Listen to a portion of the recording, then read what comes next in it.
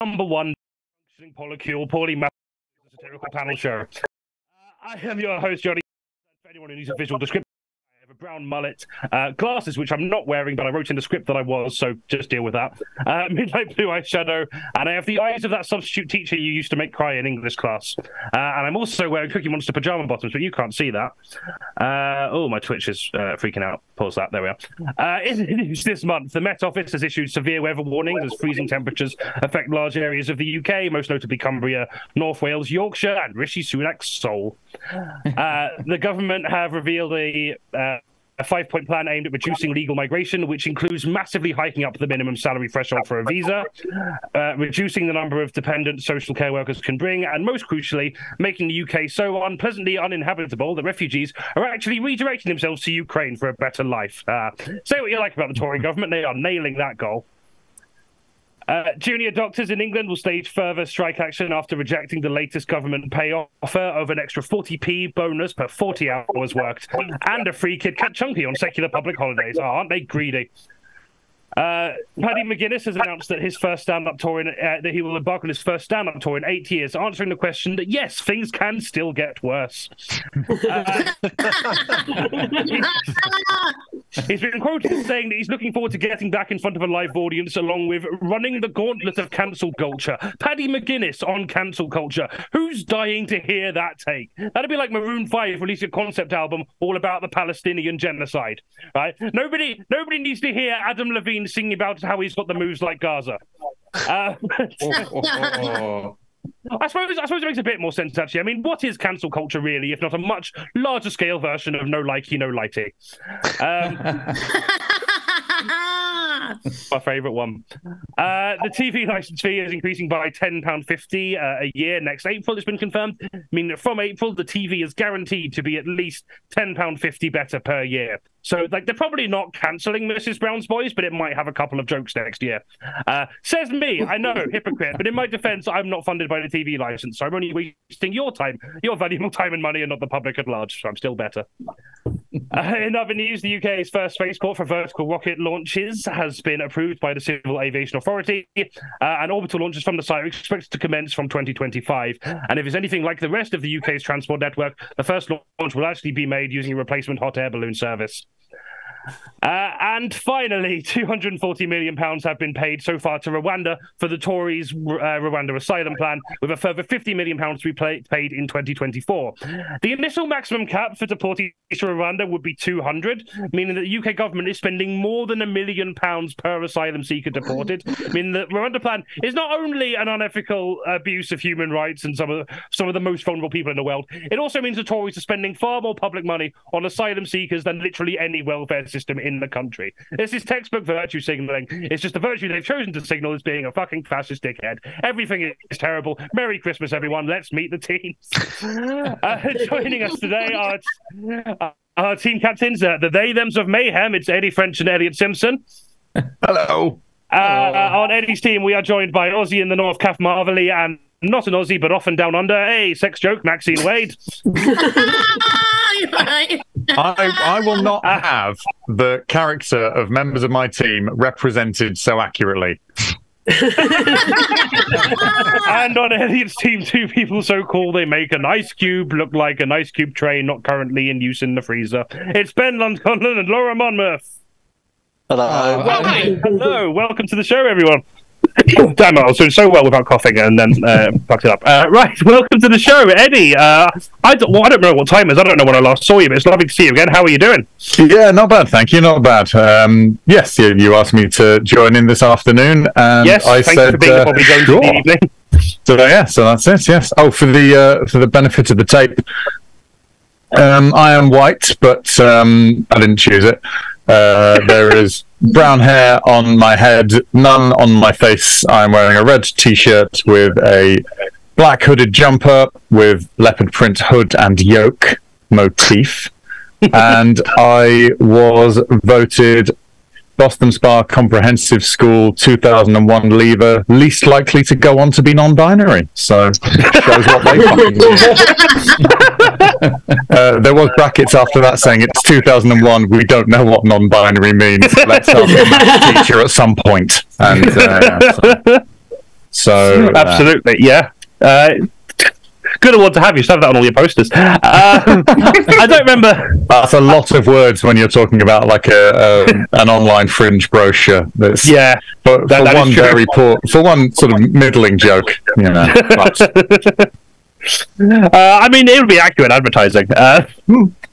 Sorry. Right. Yeah, thanks for coming on the show. Eddie's links are in the chat if you want to go follow them on social media. I didn't ask you if you've got anything specifically to promote, but you've got that podcast, so we might as well talk about that again.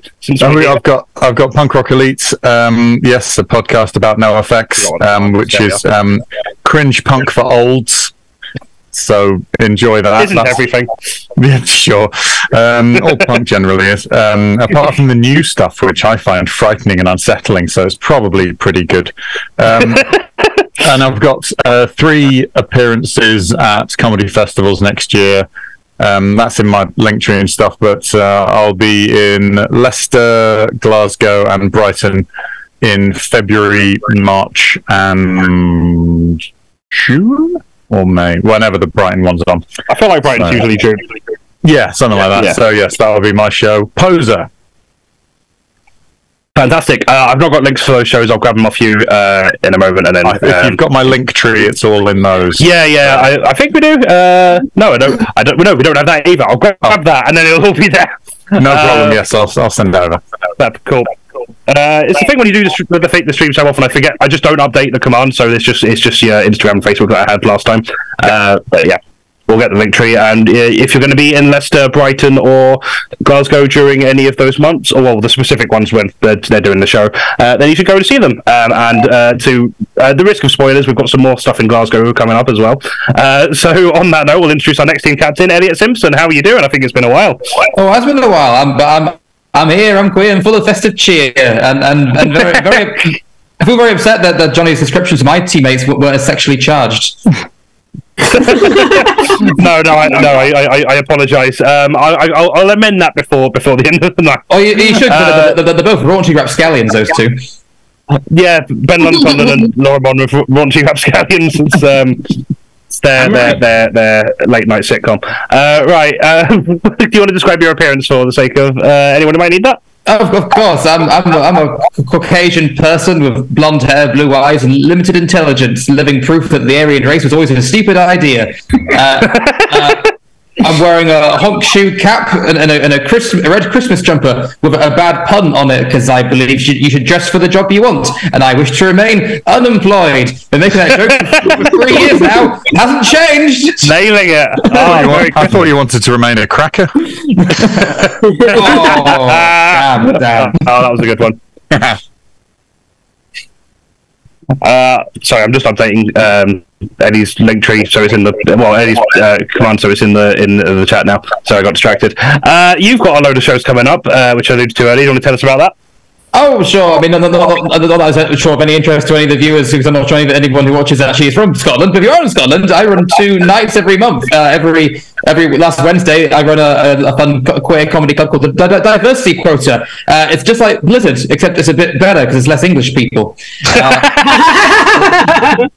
Or if you like something else, and every third Saturday in Edinburgh, I do a horror cabaret called Dr. Bonk's Macabre, where I play as a silent undead plague doctor. It's great. I get to wear a mask the entire time, so I'm living the autistic dream. But not only that, but there's a brand New Year special of that on New Year's Eve. So come murder the end of 2023 together. And I'm also doing a show in the Glasgow Festival in March, which is called Lockdown Smackdown, where it's like Taskmaster, but it was set in lockdown. So if I have Taskmaster, get ready for Mask-Taster.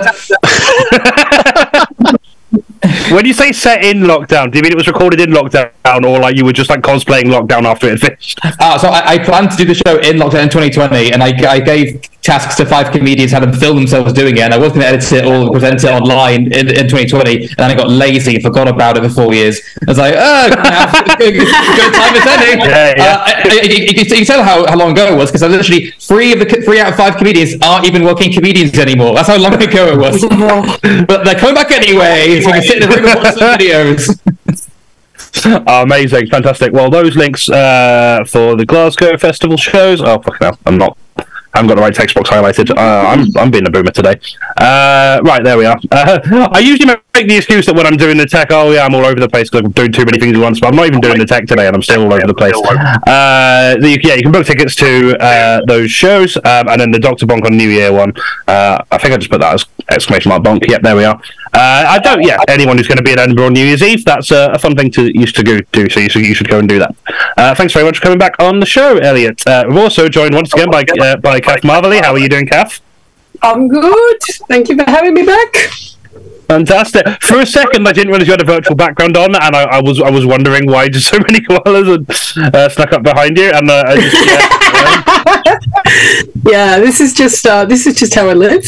I've got a permit. I have 7 koalas in the house. Why not? Yeah. There are worse things to have in your house, I would assume. Do you want to describe your appearance for the sake of anyone who might need that? Yeah, I just mentioned, so I've got 6 or 7 koalas behind me from Lone Pine Koala Sanctuary. I just decided to have that. You can't see, I do have polar bear leggings on, but I feel like that's a detail everyone wants to know.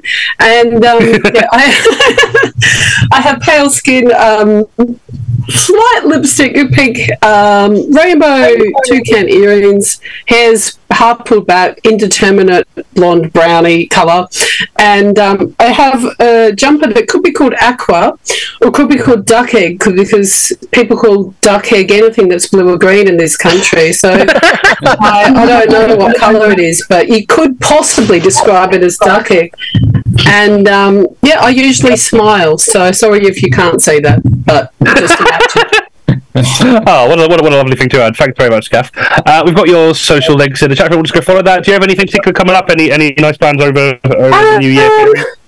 No. I suppose over the New Year period is just 2024 entirely. Do you have any plans? Well, we've done a taskmaster with friends that will not be released, so I will not promote that. I've got a podcast that's still in the work. I will give a shout out just to the local view in Leeds, Scratch and Sniff on the 3rd of January. I'll be there doing some new stuff, so a good one to pop along to. Thank you. Fantastic. Well, you can follow KATH socials on Instagram and Facebook in the chat, which I'm sure she'll be posting about all the gigs she's doing. Doing that. So yeah, just go along to that if you are in any of the areas where she is performing at any time. Good. That was far more words than needed to be in that sentence, but fuck it, we're here. And we're joined by a first time into the stream, Ben LUND-CONLON. How are you doing? Oh, I'm very well, thank you very much. Thank you for having me. Thank you for coming on the stream. Do you want to describe your appearance and your lovely backdrop for anyone who might need that? Sure. So, I mean, I am a 33-year-old white man with brown hair and beard. So basically, I look exactly like Jesus. But which is, topical. And Jesus as dressed like a less successful James Acaster, I think, is what I'm going for. Basically, I look like I'm a fan of Radio 4, and I'm in. I appear to be in, of course, Rupert Giles's library from series 1 to 3 of Buffy the Vampire Slayer. Fantastic, good stuff. Thank you for that. I think we already established this beforehand. You have not got any particular shows or projects coming up, but do you want to just confirm? You got any exciting plans for the new year? Anything coming up that hasn't got like a specific time on it that you just want to share? So yeah, I've today. I have recently been doing a whole stand-up show about Buffy the Vampire Slayer, and I will be releasing the video of that fairly soon, and I might be announcing a few more live dates as well. So yeah, please do follow me on various on Instagram and Twitter, which is one, along with 4OD, are the two entities I will continue to dead name. No valid. Grady, I think it's just put in brackets spoilers for the end of season 3 of Buffy the Vampire Slayer. No, good point. Hey, you've had 26 years, guys. Come on. And what the 26 years they were. 26 Buffy-less years. Cool. Right, thanks very much for coming on the show. And also joined by another first time into the stream, but a friend of the club, MAXINE Waves. MAXINE, how are you doing? I'm all right. You all right, Johnny Love? I'm doing good, thanks very much. Do you want to describe your appearance there and your exciting backdrop decisions? So I'm using the moon filter to look like the moon. But I actually just look more like one of trains from Thomas the Tank Engine. Good for you, diverse viewers. I'll take the filter off. Put it back on your screen. So I've got blue hair. I've got a leopard print coat on. I like to say that I look like Bette Lynch if she walked out of the Rovers and straight into a Just Stop Oil protest. That's. And I've got an AC/DC t-shirt on. Don't know if you can see it. Don't ask me to name 5 albums because I can't. But I heard Back in Black on into Live at the Apollo, so that's good enough, isn't it? Yeah, that's me. And I'm white as well. Sorry about that. Absolutely, Absolutely. I mean, like, to be fair, if you asked anyone to name 5 chords that AC/DC use in their songs, that they only have 4, so you wouldn't get that. They have like 20 plus albums with those 4 chords, and it works. Fantastic. Thanks for coming on the stream. Have you got any exciting shows or projects coming up that you want to share with everyone here? Well, if anyone's in around Liverpool, North West, I'm doing Femme de la Femme on 28th of December. I'm opening that. It's quite all-female comedy, awesome. We like that, Although I don't like doing all-female comedy nights because it's hard, like, having to go on and then having to sexually harass yourself afterwards. But support all-female comedy nights. I'll be selling this AC/DC t-shirt on Vinted later, so follow me on there. And just follow me on socials because I need to get my follower account up. And if you like pictures of me and people who post "My child is my world," you'll like my Instagram account. It's a very good Instagram account. It seems to be in my top 5 Instagram accounts. I barely look at it. I believe the handle is at Maxine Proud Mummy Wade. Or is that your Facebook? Sorry, I've just doxed you. Oh no. What have I done? Oh, superb. But yeah, Maxine's Instagram, as well as YouTube and TikTok. I don't know if you use them, but I found them when I was Googling your name, but you can follow her on there as well, if you want. What else did you find when you were Googling my name? I stopped after the 3rd link because I didn't want to put too many I didn't want to put too many HTML. Not HTML, fuck it. Links. I'll just stick with the non-nerdy words and stop trying to be clever, Johnny. I didn't want to fill it with too much shit. So yeah, YouTube, TikTok, and Instagram are the ones I found. There may have been more, but those are the ones I've included. You can also just Google Maxine Wade if you want to see the full Maxine Wade Google search experience. If you like. That's the name of my next show, funnily enough. Anyway. Superb. Well, thanks very much for coming on the show, Maxine. Yep, go follow Maxine, and we've also joined. Last but not least, we've got Laura MONMOTH also stepping in last minute. Thanks very much, Laura. How are you doing? I'm okay, thank you. How are you, Johnny? I'm doing all right. Yeah. I'm coming out the other end of some kind of virus, but I've had loads of those recently. They're really bad, aren't they? Well, I'm glad that you're looking so good. Well, thank you very much. I'm trying to be nice to you. Thank you very much. Can you please describe your appearance? Not even for accessibility reasons. I just want to hear you describe everything that's going on here right now. This is quite basic for me. Okay. So starting at the top, there's like the head of Garfield. I'm wearing the head of Garfield, which is fine. I have glasses. I have whites. There's a bit of makeup on. I'm quite hyper for some reason. I don't know why my arms are waving around. That's always fun. I'm wearing a t-shirt which is a t-shirt of my own design of Mr. Wimpy with my cat's head, Clive. So that's Mr. Climpy, because that's a thing. And behind me I have the head of Tosh from The Bill because I have an obsession with his moustache. A very good moustache. So sorry, there's half the head of Tosh from The Bill because the green screen doesn't stretch around, which is why I pulled the other two around there. So you've got like half Tosh there, and then maybe another quarter Tosh. But it's such a good moustache. I just have to occasionally play with it. So you get a nice artistic experience from those limitations. I think, Clovis. If any, I think it adds more than if it was just a one block face of I've already forgotten his name. that guy with the moustache. It's Kevin Lloyd. It's Tosh from the Bell. It's Tosh from the Bell. It's going to be there for the next 2 hours, Johnny. Don't dismiss him. I will try and remember Tosh from the Bell. Maybe Tosh, it's 4 letters. The show. I like the way Johnny's behaving as if Tosh is a parent's new partner. I'm not, you're going to have to get used to the fact that Tosh is going to be here, so you bloody well like it. Tosh means a lot to me. Incredible stuff. Also, hello, Robert Headley. Thanks for joining the chat. Mondays, am I right? Absolutely, yeah. Oh, yeah, Garfield Monday. Oh, yeah, that was clever. Oh, yeah, good point. I'm wearing the top of Garfield up here. I'm wearing the bottom of Garfield down here as well. But it's amazing. Because I enjoy wearing cat skin. Cryptid Garfield enjoying it. Right. But I think a lot of people have come from Laura's Twitch in the chat anyway from the emotes I've been seeing, so thanks very much. But if you're not already following Laura on Twitch, she does loads of really fun streams on there. Angel Interceptor, have you got any particular streams or shows coming up that you want to share with everyone? I stream pretty much every day, so just like to come onto Twitch, and I'm probably doing something stupid like streaming, but you know. Absolutely. So if you like stupid things on Twitch, if you like stupid things, you should definitely follow me because there's more stupid things. Yeah. If you like Garfield and I nearly said Bill from the Tosh. I got mixed up.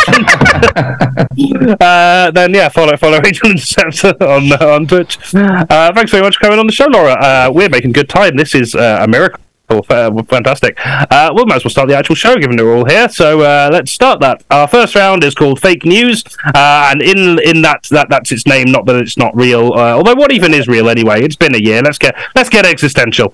But before that, this round involves giving each team 3 headlines: 2 from the month just gone, and 1 which I've just made up using my extreme wit and first-class comedy degree. Who's a waste of 36 grand now, Mum? I have a Twitch show that sometimes has up to 17 people watching it. So my mum was actually very, very supportive. I'm sorry, I lied for the bit, which is one of the things I learnt to do with my £36,000 comedy degree. Worth it. Does your mum have a Twitch account? No, she's not supportive then, is she? Okay, cool. Well, I mean, she is also a bit dead, so that would be. Merry Christmas. I feel like even if she wasn't, I can't imagine she'd be the kind of person who would have a Twitch account. Anyway, we're going to start with Eddie's team. Your 3 headlines are: Italian restaurant refuses to serve carbonara after diners demand they add cream. Minister asked to leave COP28 after watching Matt Rife videos on TikTok during conference. And US Senate staffer caught filming gay pornography in hearing room. What are you thinking? Was that refused to leave after watching videos? Asked to leave. As is tradition, I never read any of these articles because then it's really obvious when questioned which one the fake one is. I was just asking for clarification on the words that you'd already said rather than any further details. That's fair. Okay. It is asked, yes. Yeah. He might have also refused. Okay. All right. Gang. Has anyone heard of any of these? I've heard the carbonara before. Isn't that a pasta dish? Okay, good.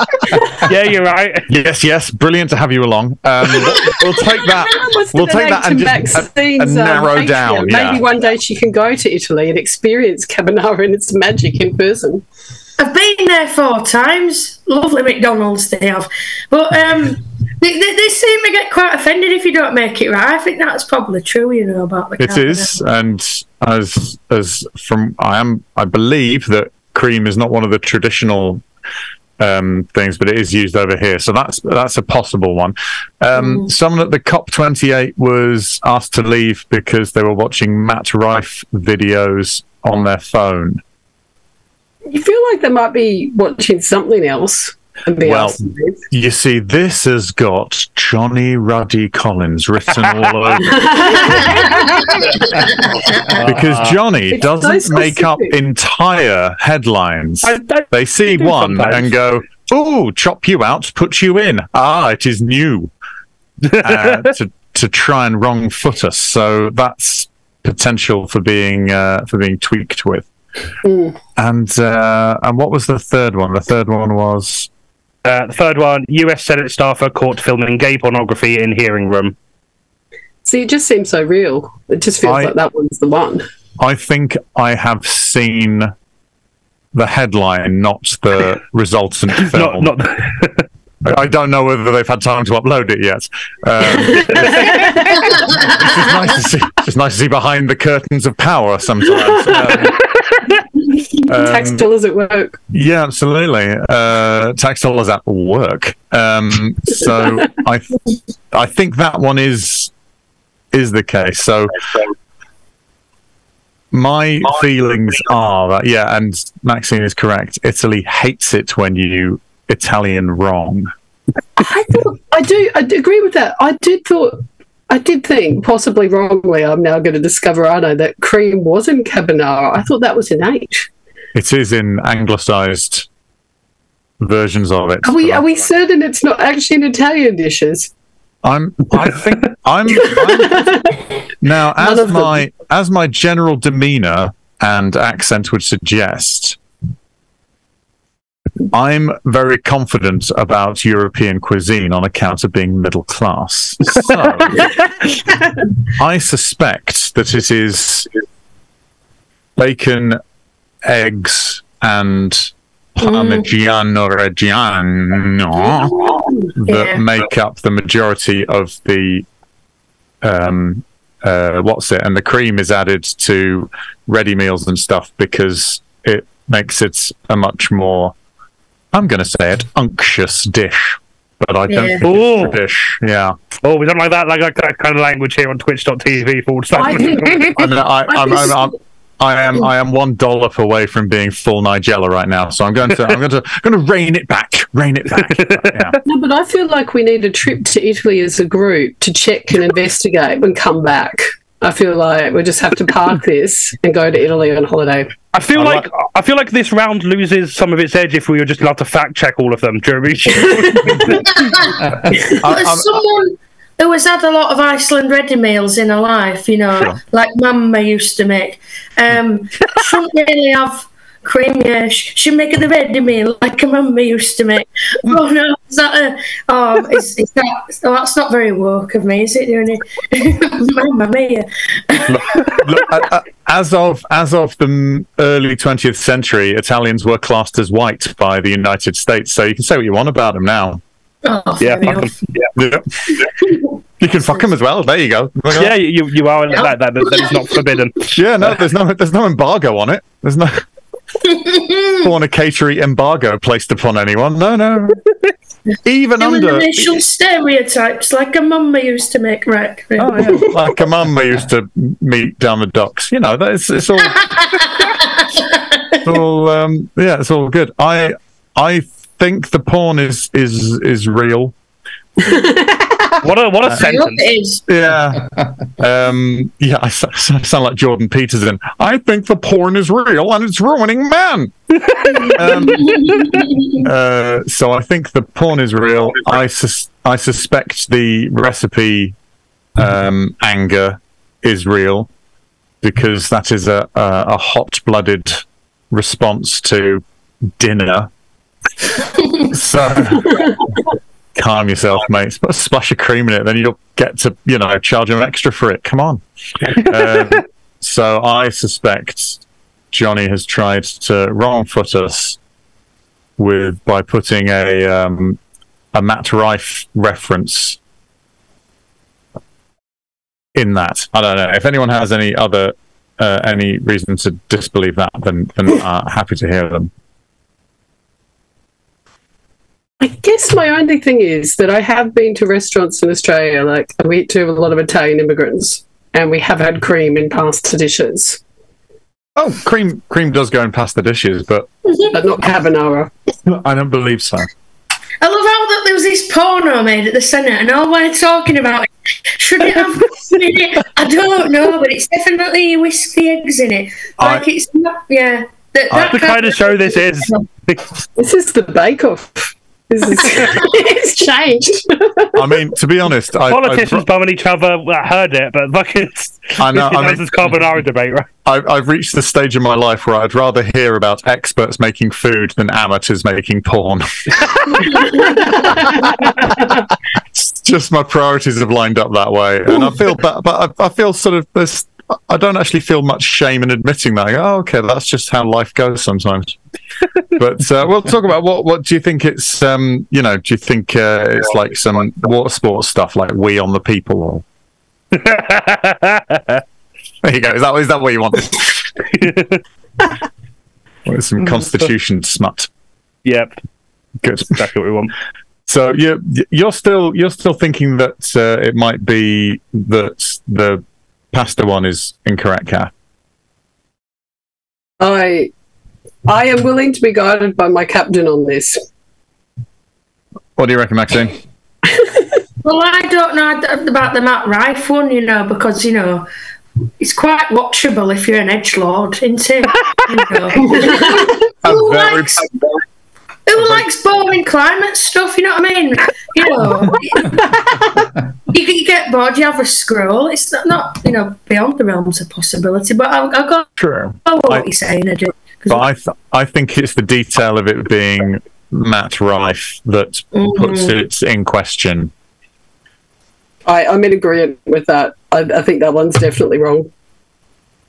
So you're going for Matt Rife, COP28 is the fake one? Let's say that, yes, the Matt Rife videos at COP28 didn't happen, or wasn't a headline.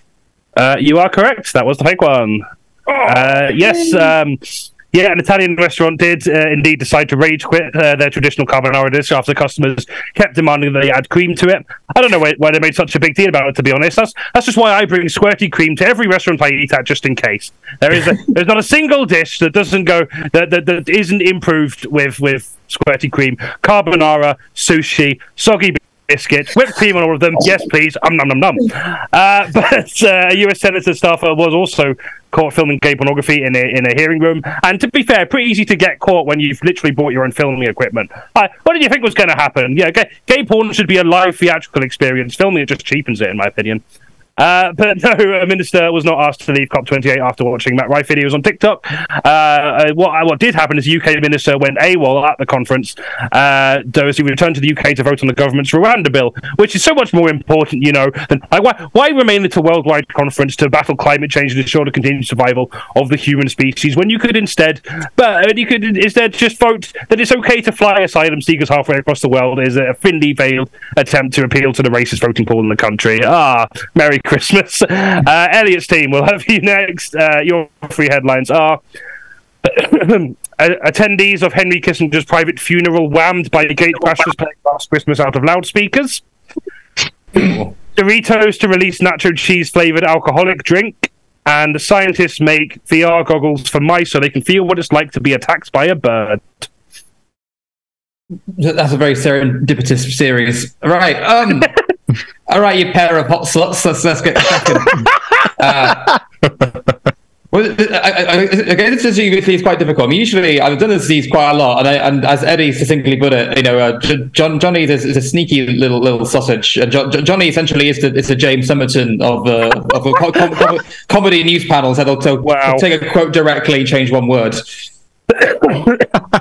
So I'm really worried that it's gonna be the first listener, but what I said last Christmas, it was Stop the Cavalry or some shit like that. Yeah, well, the thing is, I'm looking at that thinking, right, is Whamageddon a British thing?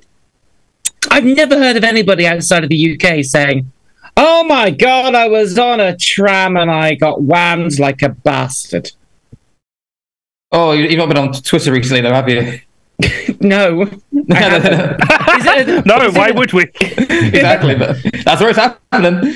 Well, is it genuinely a thing in the States? I have no idea.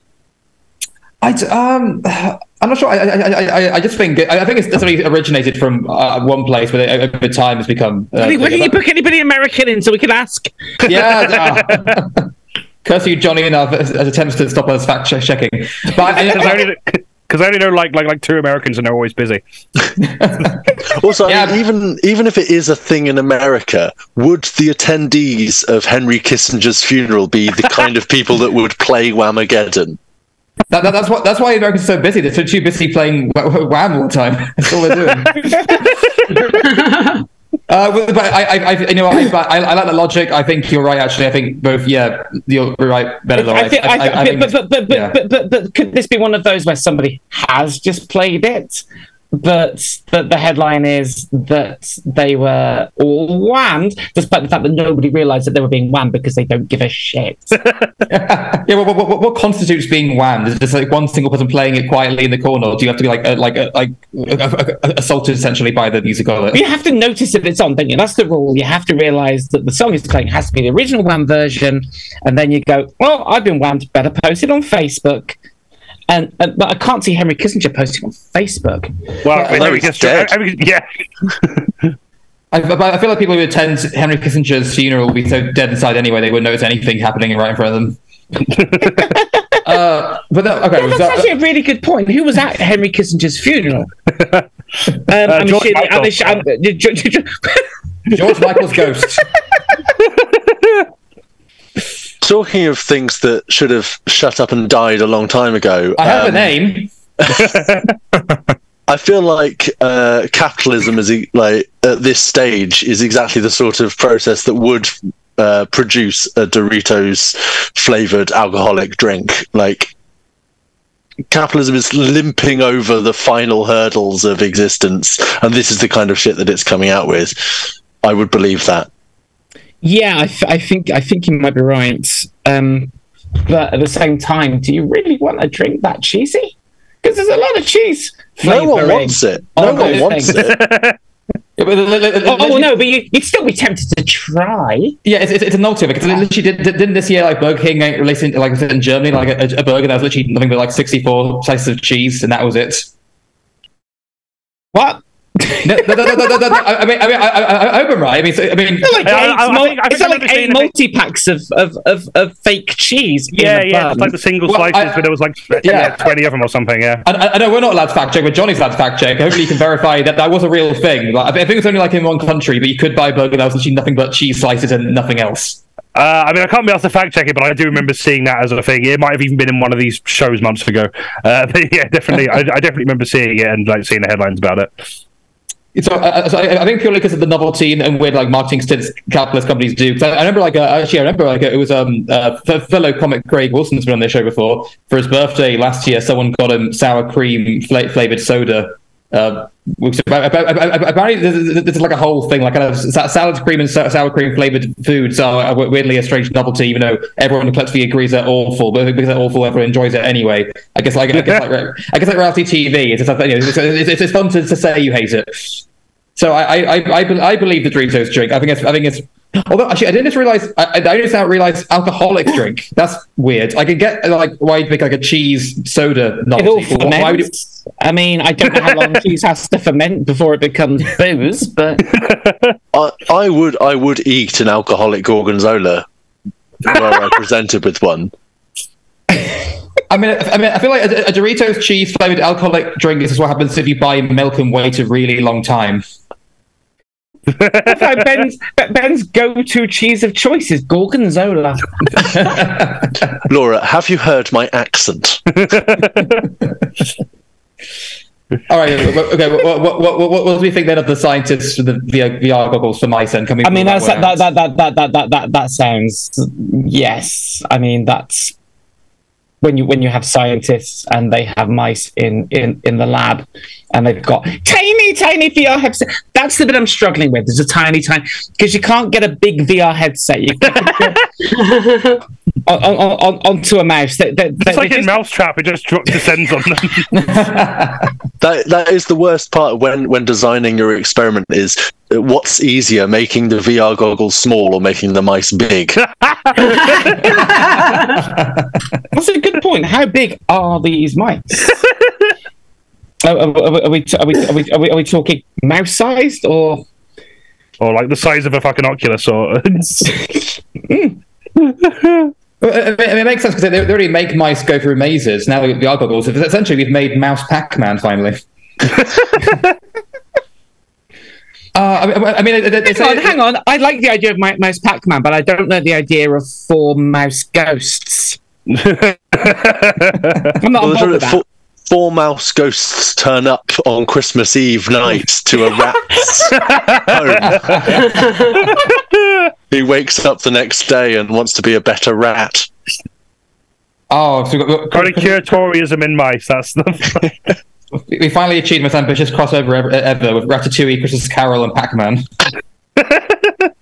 I'm still willing to believe it, only because they say that scientists made it so they can feel. Doesn't mean they will feel that way. They may not give us 2 shits, but in a scientist's mind, they can if they want to. Yeah, better start behaving or fucking. That does also feel particularly evil of we've created this mouse-size VR headset so that we can, inspire all manner of feelings and experiences within the mice. And what do they choose? What it's like to be attacked by a bird. Yeah, the thing is that VR headset, this tiny VR headset, can then be used for the same size headed bird, which then gets the pleasure of understanding what it's like to attack a mouse. This is Mouse Scrooge. This is incredible. To me, that article it would sound more accurate if you just removed the words "by a bird" at the end. Like to be attacked. That's so much more ominous. If someone's forcing virtual reality into you, then that isn't it. Maybe it's a metaphor for AI art. I don't know. We're all being attacked by VR goggles in some strange way now, aren't we? Right, what do you think is a fake one? Oh, jeez, I'm annoyed now. Usually, I think I've got a pretty 100% track record when I've done these rounds. I'm annoyed that the first time I feel a bit unsure because it's one word in each one that's just thrown me off. I don't know why it's an alcoholic drink for Doritos. I don't know why it's Wham for Henry Kissinger, and I don't know why it has to be because there's no other song. There's no Mariah Carey. Yeah, my God, Mariah Carey came up at Henry Kissinger's funeral. It's not a thing. Well, I remember Andrew Ridgeley appears with a sword. Well, I remember attending Prince Philip's funeral and everyone got ram-jammed by playing Black Betty out loud. Oh yeah, I remember that. I was really annoyed that I'd heard Black Betty that month. It's like the famous Nelson Mandela Rickrolling all over again. Okay, well, I feel like you two are probably thinking it's Wham, don't you? I'm thinking it's Wham just because I don't believe that Wham is a thing over there. My worry is that somebody did play it to Wham people who didn't know what was happening. So, I mean, even the most apt audience playing Wham to Henry Kissinger's funeral is in any context still kind of funny. I think something that's worth doing, even if the audience won't be as appreciative of the context. No, just play the best of George Michael. It'd be amazing. Yeah. Maybe do the eulogy. Just recite the lyrics to "I'm Your Man." It'd be fucking amazing. Oh. All right. Okay. Well, I feel like Laura, I know you think it's Wham. What do you think, Ben? Do you think the same? I agree. Again, sort of to try and go down Eddie's logic, I think the fact that Kissinger died recently and it's Christmas, and Jonny saw those two things and just went, "I've got an idea."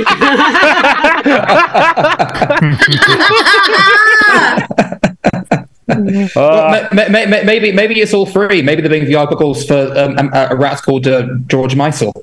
Okay, I think. Can I swap teams? No, you signed the contract.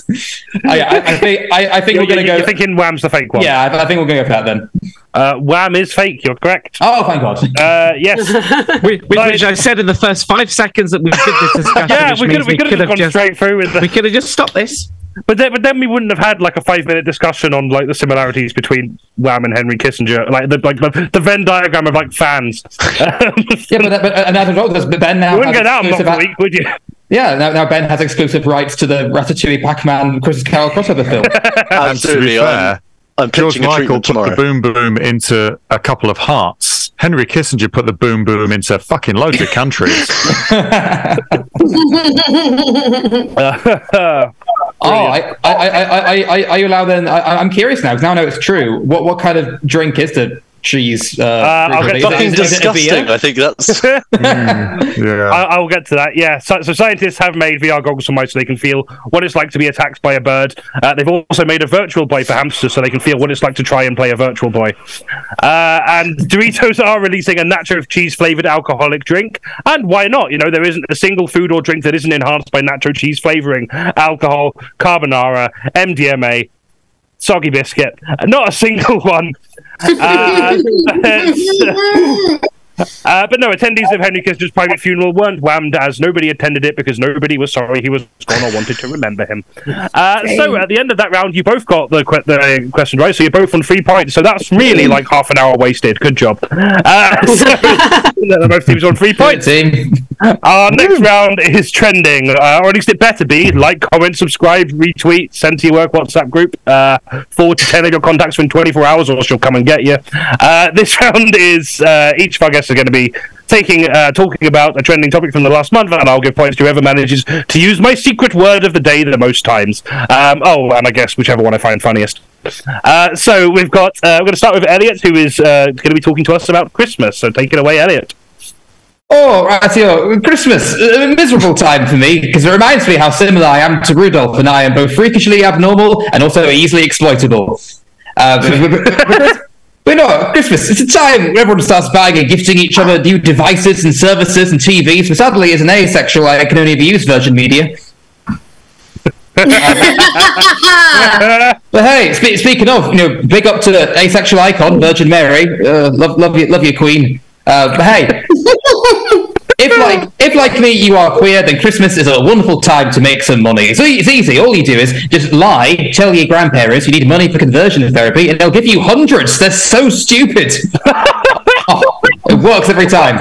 Oh, such idiots. So I personally do celebrate Christmas, not because I'm Christian, just my nature as a white person to take things that don't belong to me. But as when I was young, my parents took me to church to try and cure me by impure homosexual thoughts. Sadly, it worked a little too well because now I don't want to fuck anything. But no, I do remember on Christmas Day, though, driving up to the church, our car had a Star of David as the emblem, but up to the church, it changed to a cross, so it must have been a convertible. But of course, I spent last Christmas in Scotland, where my wee Glaswegian nephew was there, and he asked me, "Are you English?" And I went, "Yeah," and he went, "Wow, that's pretty cringe." So not wrong. It's not wrong. 3 years old. Sadly, all he got for Christmas was a stepladder. Sadly, he never knew his real ladder. So 4 years ago, all I got for Christmas was a miniature wind turbine. Wasn't a huge fan. Then 3 years ago, all I got for Christmas was a book about podiatry. It was mostly footnotes. Hey. 2 years ago, I got a book about euthanasia, but I had to put it down. And last year, I got a book about comedy rules of three.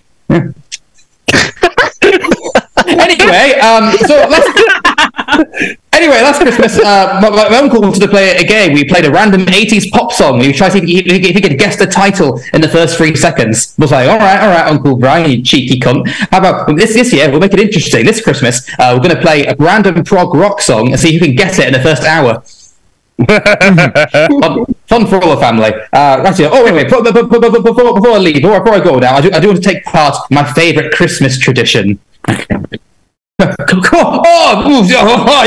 a bit shit, are you? Cashew, more like cashew nuts. Shit. So, do enjoy a good nut roast. Hey. There we go. That's it. That's Christmas. Thanks very much. Are you feeling festive yet? Not at all. Well, we've gone down to 19 viewers, so apparently not. Right. That's what I do best. Amazing. Thanks very much, ELIOTT. Next, we've got KATH, who's going to be talking about climate change. So if you weren't feeling festive after that, just take it away, KATH. So COP's trending again. Now, this was 2 years ago. COP was happening, and for Halloween, I went as the ghost of future climate change. This, it goes in this little bag. Future club. And I had a few things. I had Australia red because it's on fire. I had I had cars in my little bag. I had just some naked flame and a piece of coal, a few chunks of coal actually, and pine cones. They're easy to burn, as you will have seen in Canada this year, and some plastic. And someone at the party was like, that is actually recyclable, we just don't. And I was like, stop ruining my costume. And I thought I was really cool with this idea. And then an Australian comedian called Sammy J, he's very famous and has far more followers than myself, also went as the ghost of future climate change. And that's ruined the whole concept, and I could not release it on social media. So I've been holding that for 2 years, so I was really excited to do this. But what I love about like climate change, we still don't know what we're doing, do we? That's the point. Like, I went to a garden show and they had like an initiative. You could get a free metal reusable water bottle, but in order to get it, and this was in Manchester, this show, you had to pledge to pour excess washing up water on your garden. Like, we need extra water on gardens in Manchester. I was like, and two, the water bottle, it's not recyclable. And in order to pour water into your garden, you need a plastic washing up bucket, don't you? Also not recyclable. And I'm just like, this is just what the COP is. It's like nonsensical policies and confusion about what would be good for the environment. And, yeah, it's time to sort it out. Otherwise, I am going to go next Halloween once again as the ghost of future climate change. Amazing stuff. Thanks very much, Kath. Next, we've got Ben, who's going to be talking about the national anthem. Take it away, Ben. Okay, so this has been in the news because I think last week Bristol University announced that they were dropping the national anthem. They were cancelling the national anthem from their graduation ceremonies, and obviously all of the most predictable knobheads were upset about that. But I don't really understand why the national anthem was at the graduate. Is it a particularly relevant thing to a graduation ceremony to begin with? Like, I don't think we had one at mine, even though actually, I mean, it would have been relevant because, I mean, I'm a bit of a nerd in the fact that universities need a royal charter in order to award degrees, and I've got a degree in theology, so both the monarchy and God were present. So asking God to save the Queen should have been appropriate. But I mentioned earlier on, I look like I'm a fan of Radio 4, obviously. Hesitation, deviation, repetition, that's my sexual technique.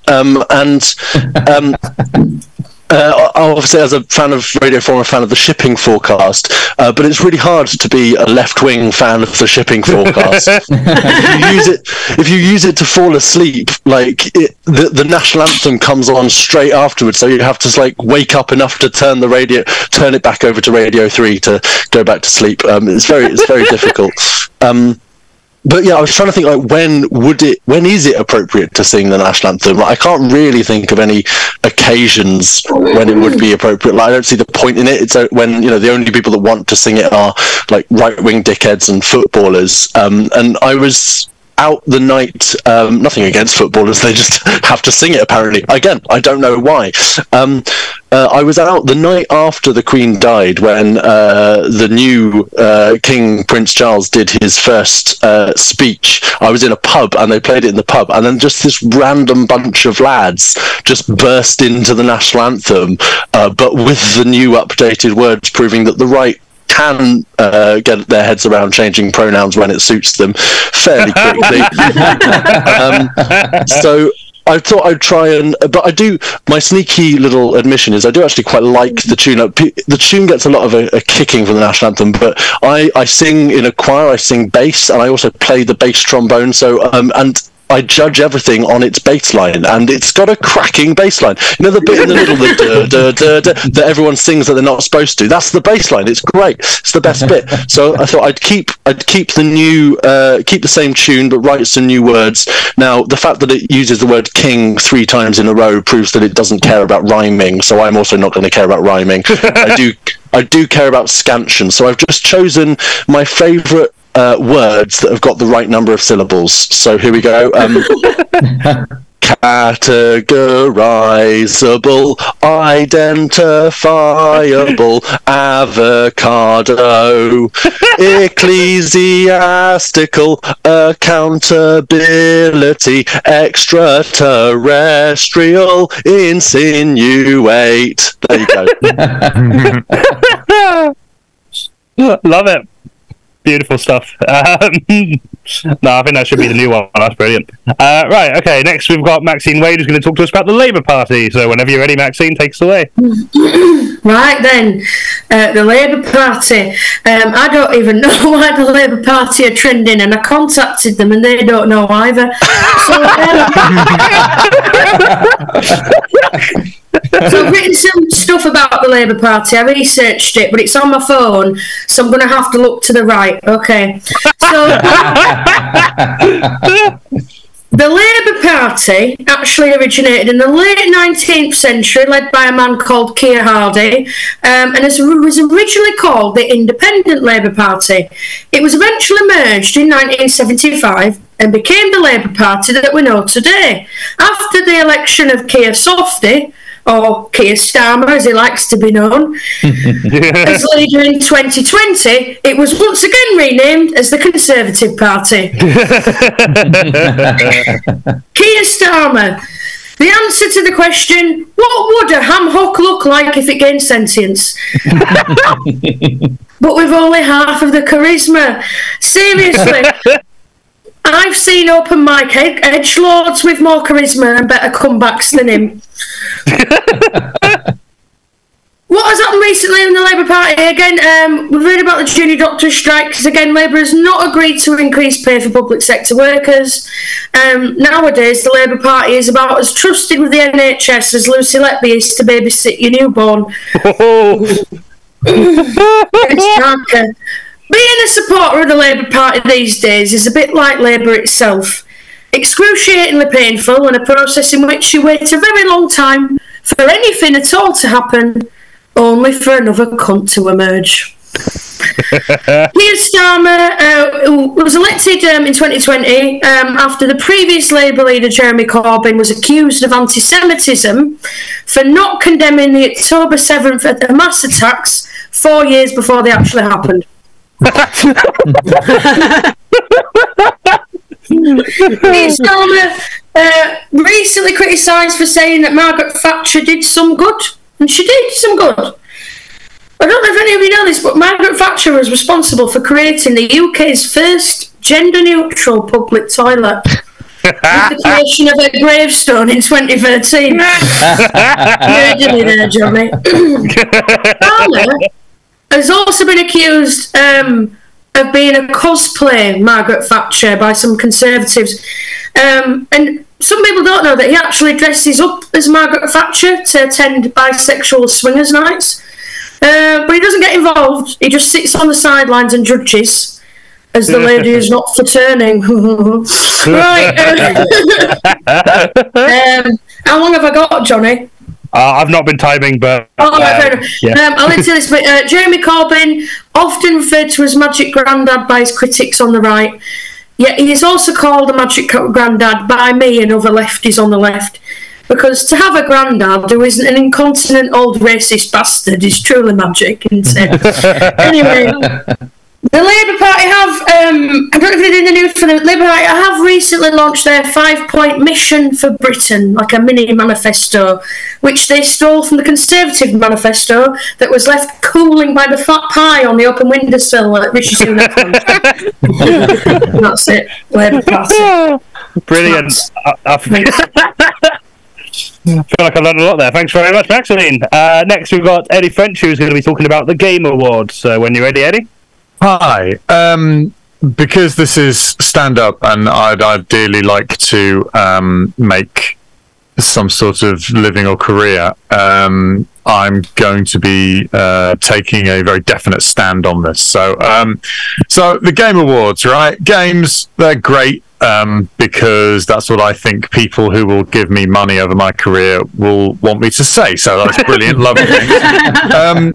Predictably, Alan Wake 2 cleaned up. Alan Woke, as it should be called, right, guys? It's about a writer, so, you know, lefty elite, liberal elite, literate elite, pandering. Right, psychological narrative. You know, you don't need one of those. You just need a pair of running shoes and to buck your ideas up. So it's got no cool guns or a tit or anything, I assume. I've not played it, but yeah, another bit. You don't need to with a name like Alan Woke. It's just stupid, right? So another big winner, Baldur's Gate, which is probably bald because it's one of those woke Dorises with their heads shaved, because heaven forfend a game just be about a man with a knob or anything properly good. Just a normal game about normal stuff, right? So in this one, it's a role-playing game. You heard this? You heard about this? Role-playing games? You heard about these? You heard about these? They're role-playing games. Role-playing, right? Role-playing, exactly, right? Role-playing, and I looked it up, right, it's all those pervy weirdos on the online, right? Now, I don't spend, however much games are, 15, 16 quid, something like that, I don't know, right? I don't play games, so I have to be all dressed up in like a sort of a bustier with Wellington boots on, with my balls out, being told by a woman dressed as the March Hare that I'm very bad for being so late, and now I have to be the Queen's Tart, or whatever role-play is, which I don't know, so shut up. Right, that's not why I play it, right? Because I definitely play video games, right? I play them all the time, right? I do it properly, and when I do, I don't want to suspend my disbelief by having made up bullshit like emotions or women, right? I want normal things like really big guns and little arrows in the sky to tell me where to go, and plumbers. Mario got virtually none, which just shows that white working class men once more are being pushed out of the gaming industry. So, yeah. Game over. Yeah. Thanks very much, Eddie. Yeah, welcome. Yeah. Brilliant. Okay, one more. We've got Laura MONMOTH, who is going to be talking about Doctor Who. I don't know if we need a spoiler warning here, but yeah, do with that information what you will. Take it away, Laura. Well, conveniently, the first thing I was going to do with this is preface it with the biggest spoiler, and that is that the gammon got really fucking angry. There were many Facebook posts from people with profile pictures of Union flags and of them holding a fish. That was fun to go into. I did this. I went into Facebook and had a quick search of Dr. Woke, and the first thing that came up was the GB News article over this, which was Dr. Whoke, WHOKE, which is weird because they run a comedy show with somebody who used to be known as Pun Man. So it's a very weird thing to. I went on Facebook and I looked through. I tried to find some examples. Doctor Who, not watching that show again. Fucking woke in it. I use the keywords Doctor Woke to look for this. Woke bollocks, Doctor Who. Fuck the BBC. Defund it now. Hour and a half wait to see a doctor. Woke up, stopped up, coughing and sneezing. Kind of ran out there.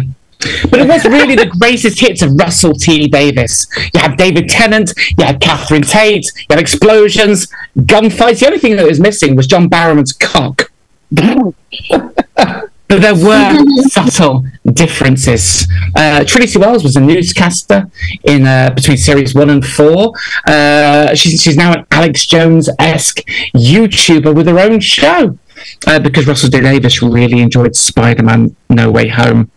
And we got ourselves a new doctor in the shape of Ncuti Gatwa, who's really fucking good in the role, who appeared alongside David Tennant as they both defeated the Toymaker in a game of catch, but we don't talk about that. Who appeared alongside David Tennant as they defeated the Toymaker because Russell T Davies really enjoyed Spider-Man No Way Home. And then we got the bit where Quentin Beck frames David Tennant for his murder and reveals David's identity as the Doctor.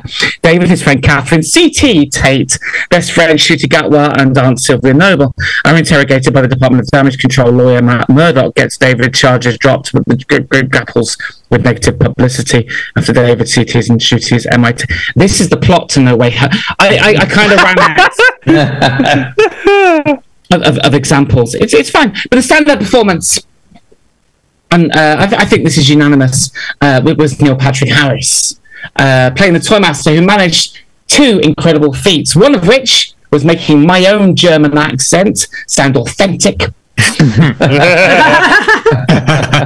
But also making the Spice Girls relevant in 2023. And now with the belief that the only reason Davros has been removed from his chair is so we can have a dance routine set to Wannabe in Series 14. And in Wild Blue Yonder, we said goodbye to the much-loved Bernard Cribbins. And in The Giggle, we saw the last of Wilf, portrayed by someone in an obviously glued-on beard. But as a tribute, it was wonderful, as was Yasmin Finney. And we can joke about how Rusty Davis reestablishes old tropes. But the truth is, he's done more for trans representation on UK television than 99% of television producers. So we should thank him. And we should thank him using the most clumsy, forced, shoehorned in thank yous that we possibly can. I had 2 hours for that. That was brilliant. Thanks very much. Thanks very much. Thanks so much, Laura. I think I've got to give points to Maxine for the history of the Labour Party there. That was beautiful. But I'm going to give Laura. I really enjoyed that as well. So at the end of that round, Eddie's team on 8 points and Elliot's team are on 5. All some exciting stuff going on now. We're not just tied again. Good. Right. So we are. Before we move on to round 3, we're going to have a break so we can all go for a poo collectively in the same toilet to save water. Would that save water? I don't know, but I'll damn well give it a go. But while we're doing that, if you're enjoying the show and just generally like what we do and you're thinking, I wish I could contribute to this wonderful community of humorous gays and their little jokes, but how can I when all I have is this hypothetical massive pile of money? Well, funnily enough, that's exactly what we need. Getting these fantastic comedians on to do whatever the fuck this show is now. So if you'd like to support us and you have some money around that you're not using, you can support us by cheering and subscribing on Twitch, donating to our PayPal, which I put in the chat, or subscribing to our Patreon for £2 a month, which amongst other things gets you early access to live show tickets in Manchester, as well as signed flyers from live shows you attend as well. Put those links in the chat now if you'd like to do that. And if you wouldn't, or you don't have the money to spare, life is expensive right now, I understand. You can still help us out by following us on social media, shouting about how cool we are, telling any of your rich friends how great we are, and just embezzling money off them towards us. That'd be great. So I'll put the links in the chat as well so you can follow them. Cool. Right. So yeah, we're still going to be live during the break, but it's basically so people can go to get drinks, go to the loo, and there's going to be unstructured entertainment for the next 5 minutes. Entertainment in the loosest possible word is what I mean. Cool. Right, let's have a look at. There's been a lot of activity in the chat that I've been missing. I did enjoy the person complaining that they put pronouns in Doctor Who. Amazing. What have we got? To be. Oh god, there's been so much. This is the most active chat we've had in a while. Thanks everyone. To the 17 of you who are still here after that. That's really good numbers actually. Thanks very much. Also thanks everyone for watching. Really appreciate you coming to watch the show. We do have the most boring national anthem, though, says Lord Tolerable. The Brazilian one is great. It sounds like the opening of a Laurel and Hardy film. I've not heard the Brazilian national anthem, but I can believe that every other national anthem, with the possible exception of the US, is better than ours, because theirs is also pretty crap. Wait, what? The Doritos drink is going to be 42% alcohol volume. Fucking hell. Probably because you won't need to drink. I suppose, yeah. Is it like a shot? Is it like a shotting drink? Because I can imagine that like a kind of like just cheesy liqueur. That I mean, it sounds disgusting, but I can imagine. Did you just use the phrase "a shotting drink"? Yeah, I did. Yeah. And did you believe I not understand what Jonny meant precisely by a shotting drink? Yeah. I think a shotting drink is what they put in syringes. I've never heard that phrase. I'm not northern enough. To be fair, I don't think that's a northern thing. I think that's just what my brain. It's a Jonny thing. The best way to communicate. Yeah, I worked in bars for 4 years. I know the lingo. Oh, okay. So somebody came up and said, "Can I have a vodka and Coke, please?"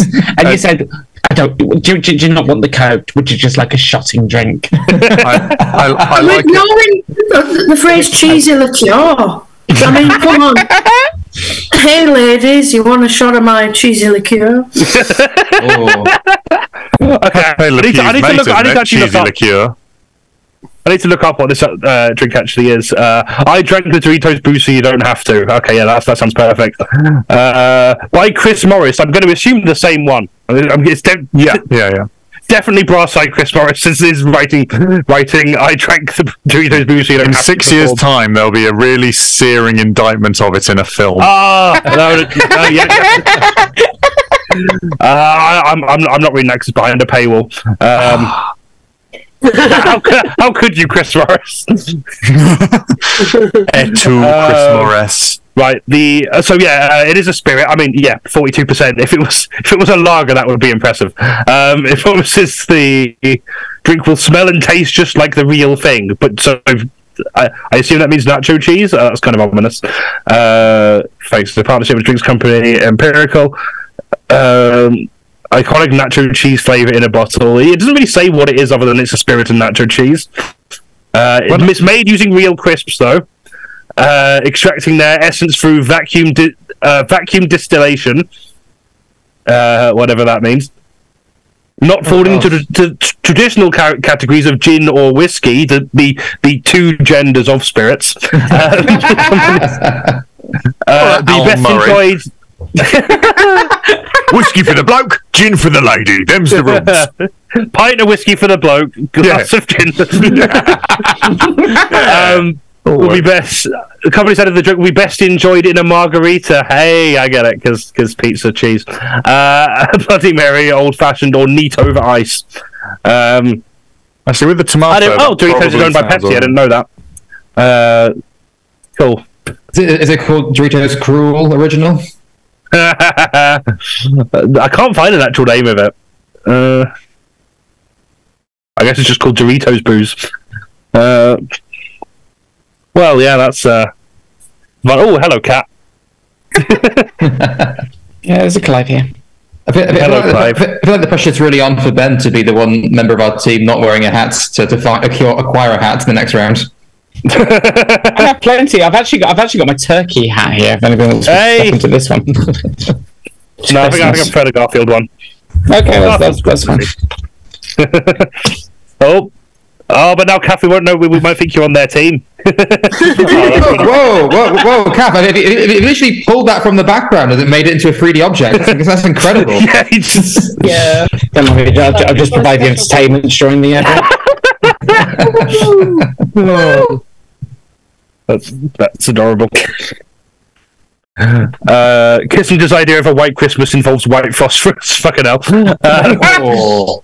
I got whammed fairly early before they even started discussing it. Do you know what? I thought I got whammed, and then I realised it was like 5 hours before the 1st of December, so I was like, I was all right. But then 2 days later, I then got whammed. I thought I had a near miss. I've not been whammed this year, but last year I went to Comic-Con Telford, and on the way back on the tram, for whatever reason, somebody was going through all of the tracks on a Christmas album so that they could wham an entire tram full of people. They were just playing maybe 20 seconds of a song, and I was there. I had to take it. The worst thing was, it was somebody who worked for Midland Metro who had managed to hack the tannoy system, which is for emergency use only, and plug an MP3 player in. That's really funny. So that they could do it. And I respect that. It was like the 3rd of December. I had no complaints. Amazing. If you can take out an entire tram full of people, risking got a hat. Yeah, they're trams. Southwest are okay? I'm confused because I thought I was playing Paddington later. Spoilers. So you got that to look forward to. Well, I got whammed on the road yesterday. That's because Elmer Flood was in the car behind me. I don't know how to take that joke. That's a cool hat, Ben. It doesn't quite fit over the headset. Oh, you just vanished. It's invisibility hats. It's great. You just look that generic. It thought all of you was the background.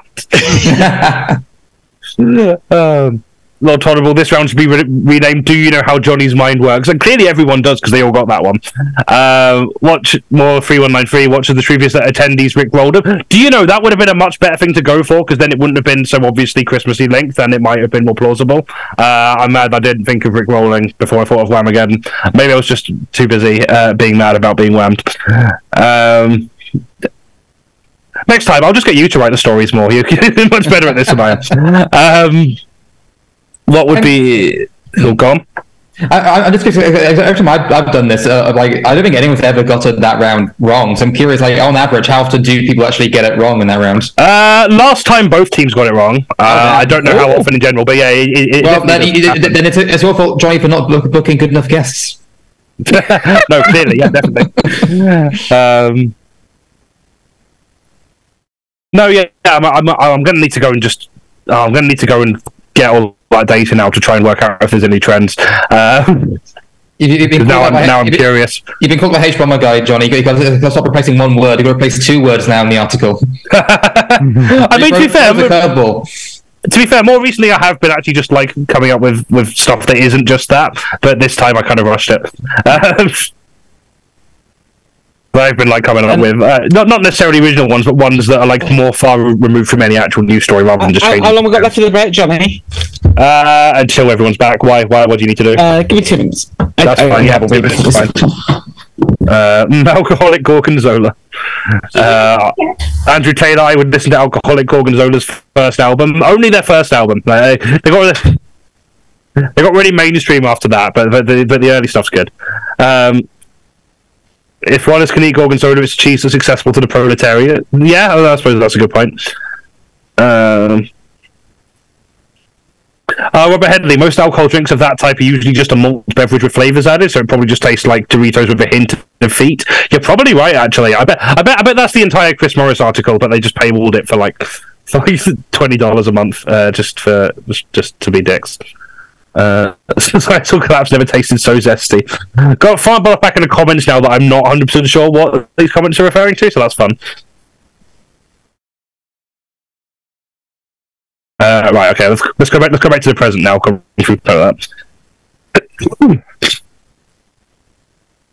Oh god! Oh, Andrew Taylor! Oh god! You tip back the glass and the drink would just stay in there. 100% would. Yeah, no, I can. Oh. Yeah, now I can taste that texture, and yeah, I'm not into that. That is not a thing I'm into. Radio thing, we've all extracted our essence using vacuum distillation once in a while. Who doesn't? That's just it's the way things are. It's 2023. Get with the program. Cheesy liqueur would be a great name for a drag or burlesque performer. It would. You're right. If anyone's planning on getting into that, that's the one you could go for. Fuck's sake, Andrew Taylor, stop being funnier than me. I probably thought the story was going to be I haven't been whammed yet this year, but last Christmas. The way you wrote it, I was meant to sing that one, but I still got enough of a cough that if I tried that, I would just get into a coughing fit. Do those comments have stage directions in them? No, but just the way he added a few more A's in the last, so it was clearly meant to be. Well, I don't know. That's the way I was reading it. No, I like the authorship on display in a. Really, I'm going to give you a line reading for this comment. I don't trust you to perform it as intended. Knowing our audience, I could very much believe that they would do that. Johnny generates fake news headlines from real headlines the same way the Labour Party generates policies from Conservative policies. Amazing. Thanks very much, Crazy Affleck. I didn't go for that. For that wee in the end. So I'm going to go do that and then get some water, and then we'll start back the show. I feel like in this gap, I'd like to confirm that Eddie was quite right with and Maxine with the carbonara. So I looked up, in spite of many beliefs, quote unquote, the ingredients of the traditional recipe are only 5. Guanciale, which is, I looked it up, it's like a porky hammy thing, pecorino romano, eggs, pepper, and spaghetti. And to make the best carbonara of your life, quote this random website, you don't need any other ingredients, so do not use, in capitals, garlic, parsley, onion, cream, milk, parmigiano, pancetta, and bacon. We've entirely missed. I once went on a date, Kath, right, with a bloke, and we ended up having an argument about carbonara, and he basically said, I don't think there's any chemistry. Oh, because...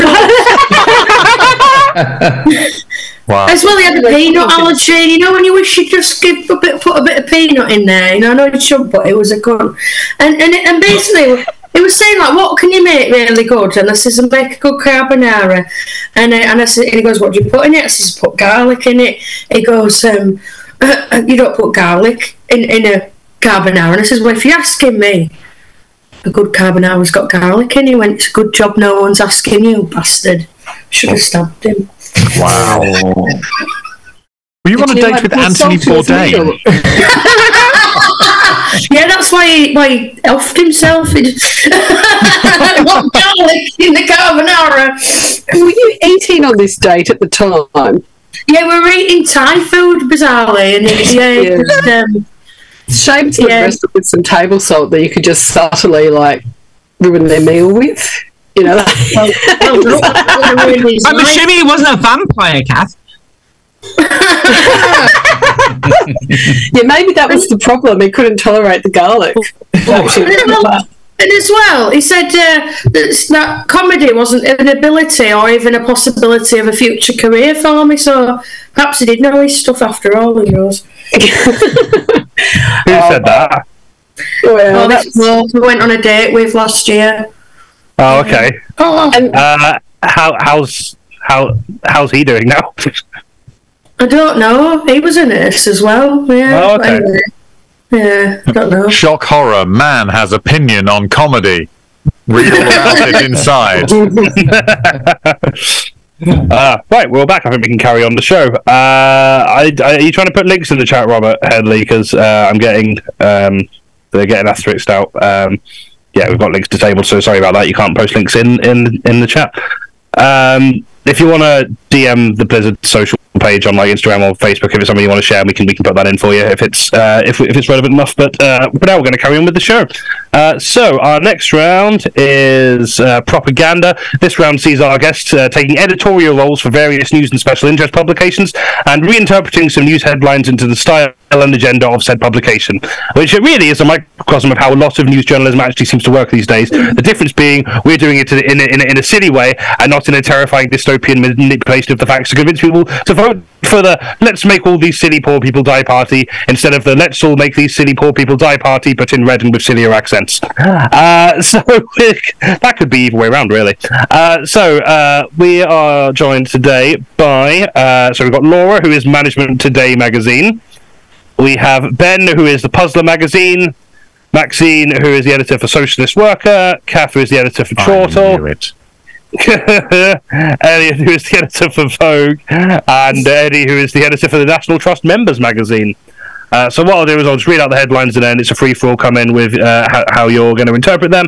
And then at the end of the round, you'll get some points. And then that's the same way every other round has worked. The first headline is Keir Starmer praises Margaret Thatcher for bringing meaningful change to UK.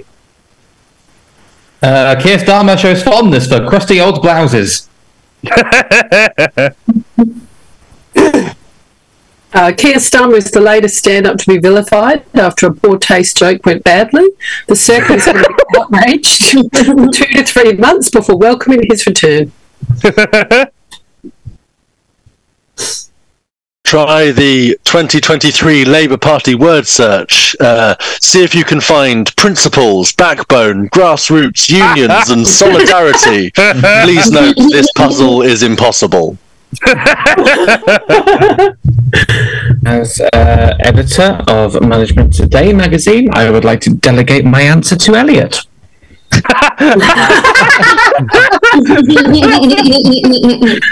All right, Keir Starmer's hot or not season is in. Hot, Margaret Thatcher. Not telling people to stop murdering children. Unconvincing replicas often imitate much older, out-murdered examples. We look at this from a warning from one of our restorers. Right-wing Starmer is a scab. End of. Go on, Kath. Right-wing GB comic has praised Keir Starmer, has lost his marbles and his dubious income stream. To restart his career after this, he would need to punch down on Netflix.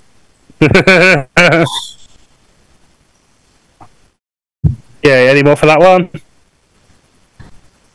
No. Okay, next one. Chinese garlic is national security risk, says US Senator.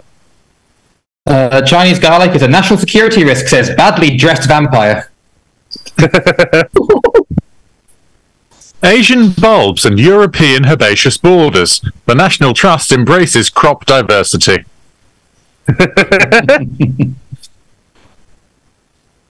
Uncle Roger's parody meal video cooking Chinese garlic has been taken down as a security risk to comedy.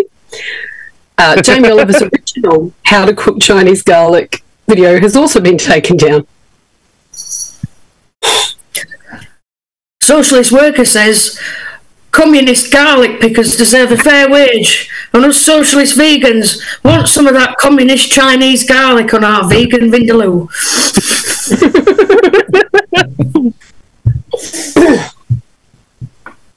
I mean, Chinese garlic national security risk is just a cryptic crossword clue.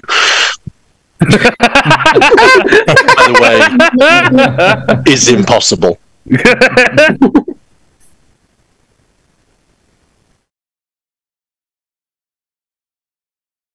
Any more for that one?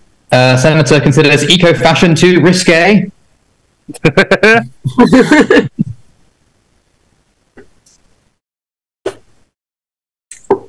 Cool. Okay, next one. Rwanda bill passes first vote in Commons.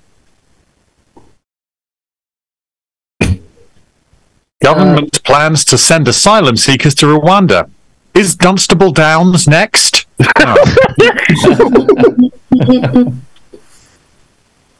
This is just one of those maze puzzles, and the maze is labelled the Home Office, and on one side there's an asylum seeker, and on the other side there's indefinite leave to remain in the UK. And there's Rishi Sunak as a little cartoon saying, "Find a safe and legal route through the maze." By the way, this puzzle is impossible.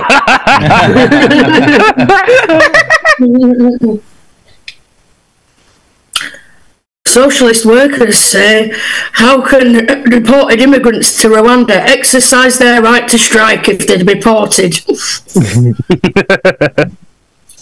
Government votes on whether it will continue to wear shame this season. Who is Bill Rwanda? The latest trending joke is unceasingly competing with Christmas crackers jokes.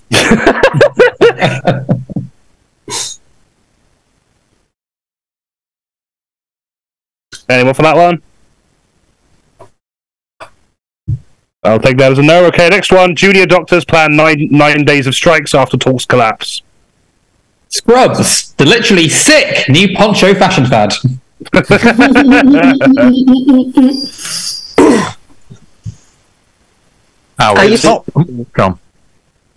Go on, Eddie. Oh, thank you. Our top 8 stately homes to visit when a clean bill of health isn't required.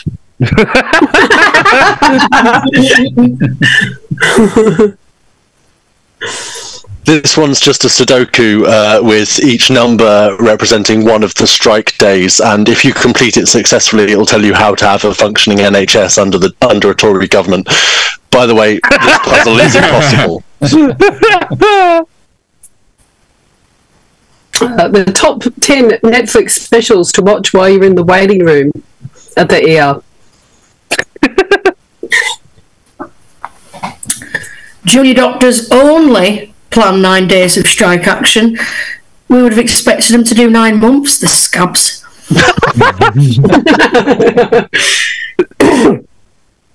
Are you striking? Come to one of these all-male comedy lineup nights or now. Tickets in the link.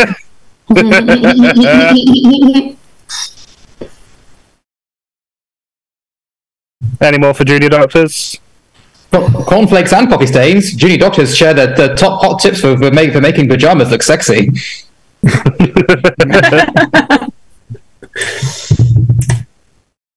Cool, okay. Final one. COP28 deal calls for global transition away from fossil fuels. Sorry, I've been out of the office for the last week. I would like to delegate this one to Ben if I can. Okay, so right, you have to get the fossil fuels, a livable planet, and oil and gas company CEOs across a river in a boat. The fossil fuels can't go with the livable planet. Obviously, the CEOs can't go with the fossil fuels because they'll just burn them for profit. By the way, this puzzle is impossible unless you just choose to throw the CEOs into the river and keep the fossil fuels in the ground. The Chortle Awards are now carbon neutral. Biodegradable trophies and taglines that blur, so you can't read who won, and everyone can use them on their comedy CV. National Trust announced plans to buy historic wind farm in Cumbria now, just to save time later. Eco-fashion is in, which sadly means more fucking Crocs.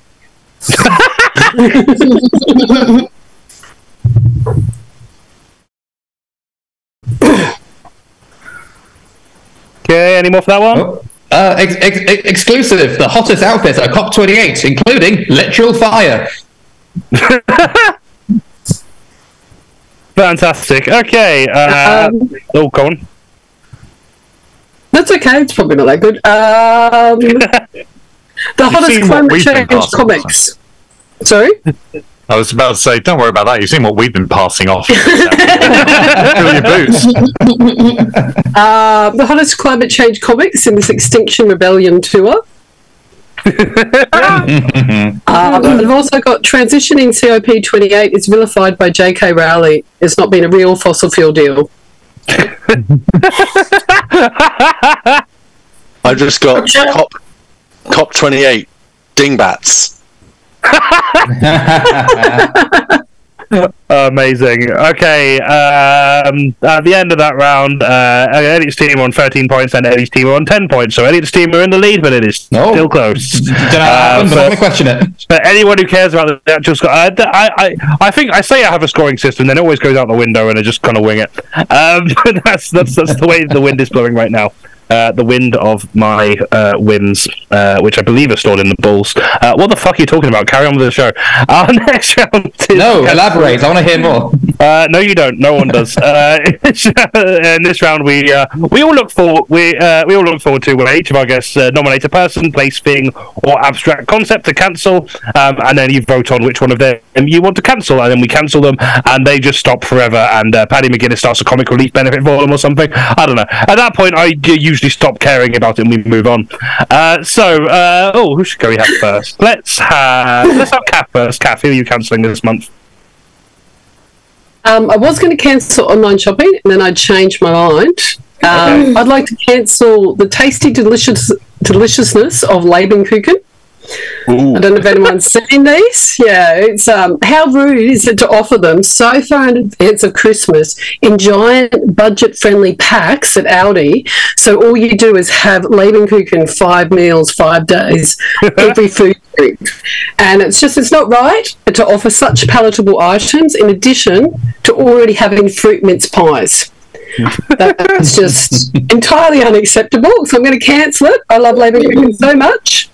So Aldi really at this point is just peddling Leibkuchen, and they don't sell other food groups as far as my world goes, and I think I need to cancel it for my greater health. So I'd like to cancel Leibkuchen. Fair enough. Well argued. If that wins the nomination, I'm going to have to ask how you spell that. So put that in the Zoom chat, please. I just learned how you pronounce it. Doesn't matter, it just tastes good. I've mainly been calling it Gingy Bad and getting very excited about it because, unsubscribe from KATH MARVELLEY, I think. Don't need that kind of negativity. Don't need that negativity in my life. I think much like KATH, I just pronounce it Rurukuchen because my mouth is full of Leberkuchen. I just pretend I'm saying the words labour and cooking, but in a Newcastle accent. Amazing. Okay, let's have Ben next. Ben, who are you cancelling this month? Oh, I am cancelling the concept of having your birthday at Christmas. Okay. Because Ben cancels Jesus Christ. Sorry. About that. Well, so my birthday is Christmas Eve, and it fucking sucks. Because no one's free, you can't have a party, everyone's already at their own parties. If you try and suggest that you have a party, they're like, oh yeah, let's tack it onto the Christmas party we're already having. Like, no, fuck off, it's my birthday. You can't even decide to be one of those people that has like a birthday month because Jesus has already taken that. It's dark and cold, no one wants to go out, and also just no one gives a shit. Like, they're too distracted by Christmas, so they don't want to, and they can just keep forgetting about your birthday. You can't do it. You can't even have a party in January because everyone is skint, sober, and vegan. True story. I once everyone in my office, like, they would bring a cake on their birthday, and like their manager would buy them a cake and give it to them. But for my birthday, they waited until the office Christmas party and put a candle in the dessert that I'd already paid for. Fuck off. This might just be a my family thing, but basically because it's Christmas Eve, I have to spend every birthday with my parents at church. Not great. People are like, oh, I can just get you one present, can't I? No, you can't. That's rude. People, again, comparing you to Jesus, it's absolutely awful. And then people that they think they're helping, and they say, oh, this birthday, don't let Christmas take over. And it's like, do you know what? By saying that, you're letting Christmas take over. If you don't mention Christmas, Christmas won't take over. People wrapping your presents in Christmas wrapping paper, just use your other wrapping paper. You've probably got it in. The post lottery, something arrives through the post. Is it a Christmas card? Is it a birthday card? Can I open it? Can I not? Just write it on the outside of the envelope. Just tell me what it is. And then people are like, oh, just be like the royals and have an official birthday. But I mean, as I've already established, fuck the royals. And the one time I tried to have like I tried to celebrate my half birthday one year, and I had a party on the 23rd of June 2016, which for date fans was the Brexit referendum. So that didn't go very well. So yeah, fuck Christmas birthdays. Were you asked what you wanted for your birthday in 2016? Is this your fault? I plead the fifth. Amazing. Means birthday. Amazing. Thanks very much. Thanks very much, Ben. Eddie, what have you next? Who are you cancelling this month? Well, I try not to harp on about this every time I'm asked to cancel, but I'm going to be cancelling an unpleasant mess from the music industry. Specifically, it's more seasonal than usual, don't worry. I'm cancelling Michael Bublé for his seasonal cowardice in his version of Santa Baby. Yeah. Now, as you can imagine, his version means that he starts singing slightly after than you'd imagine, because that equals jazz in the mind of that guy. I imagine there's versions where he says Zabadoo Wabadoo as well, because that is also jazz in the mind of Michael Bublé. But that's to be expected from Michael Bublé. If you go around listening to it, that's what you're going to hear, so that's on you. We all know what he does. What he's done is he's changed the words to basically call it Santa #no homo. Now, we all know that Eartha Kitt wanted a sable. Look, I'm opposed to fur as clothing, but let's not forget she was also Catwoman, and therefore would probably catch the sable herself. I'm not saying that's okay, but that's probably how it would be. The first thing Bublé asks for is slip a Rolex under the tree. He's asking for very, very, almost two butch things. A Rolex, a 65 convertible. Doesn't say what make or model of car, just one from 1965. That's all he wants. It could be the oldest, crappiest, but it doesn't matter. He also wants a yacht. He wants the deed to a platinum mine. He wants tickets to the Canucks, which I believe is some sort of sporting outfit. He wants a Mercedes as well, so he wants a specific one, and also just generally some money. So he's basically gone, what do I think men like? Is it cars and wealth? Oh, right, well, I'll ask Santa for that. Michael, if you want to be treated by Santa Claus in the same way that Eartha Kitt is, and rightfully so, you're going to kiss that fat man precisely where the fat man wants to be kissed. And you're going to do it with a smile on your face, and you're going to say, thank you, Papa Claus, afterwards. You're going to fucking mean it. And the Red Hot Chili Peppers, they're cancelled too. I can't help it, but it's Christmas. There we go. So. Brilliant. So Michael Bublé. Seasonal cowardice of Michael Bublé. Michael Bublé and the Red Hot Chili Peppers. Obviously, it's implicit, yes. Yeah, it's always implicit. Whenever you're cancelling anything, there's always a little asterisk.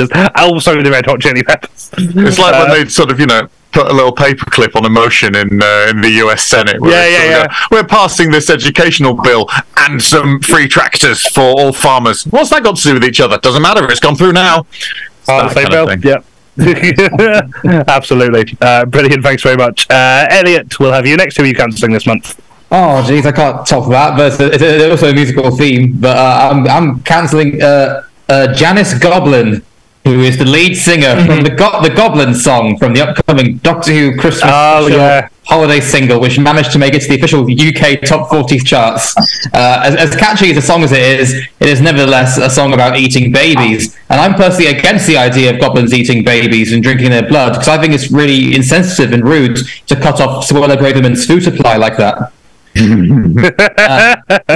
The song is also, if you listen to it, it's incredibly infuriatingly hypocritical, because it starts with the goblins singing about how now they've got a baby, they can feast for at least 3 days and eat baby skin, eat baby blood, baby's bones, and make baby butter for their baby scones. Even though the story is set in Manchester, so they should be saying baby blood, baby bonbons, and baby butter for their baby scones. And even though there's loads of goblins singing collectively, they only refer to the baby in a singular pronoun, even though it's impossible for one baby to be shared amongst an entire crew of goblins in equal satisfying portions. This is like really tiny tapas. Even then, the whole song is sung like a whole chorus of goblins singing how they collectively now want to eat a baby, and then the song switches partway through to be about praising the Goblin King instead of a big fucking massive giant fat goblin. We're seeing that the baby is actually intended just for the king to eat and not for the rest of the goblins. So the whole lie about them being we can eat was a fucking lie. So they teased a communist manifesto and then they lied about it, which makes them almost as bad as the Labour Party.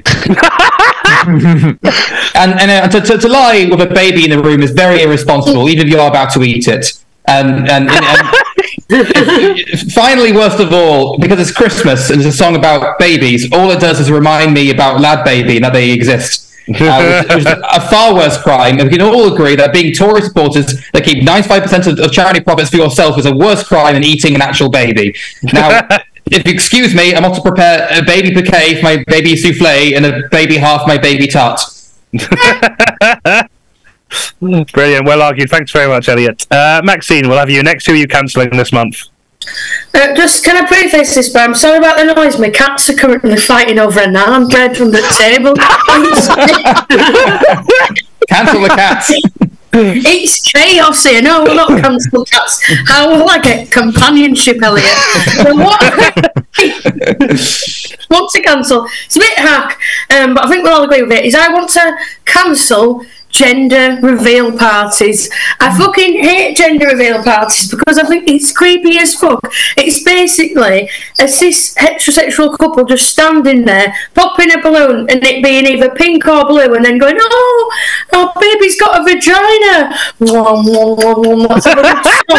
I mean, it's like, it's the one party that I would not be offended if I wasn't invited to, because I mean, if you get that invite through the door, it's essentially saying, "Oh, we think you'd like to know about our baby's genitals." Do you know what I mean? It's just, it's weird. I think that as well, it kind of ruins a bit of the surprise. Like, you know, these people tell you the name of the baby and like what its gender, you know, it will be a sign of birth and all that sort of stuff. So when it's born, all you can ask about is its weight, which is a rude, you know, a question to start off a relationship with, I think.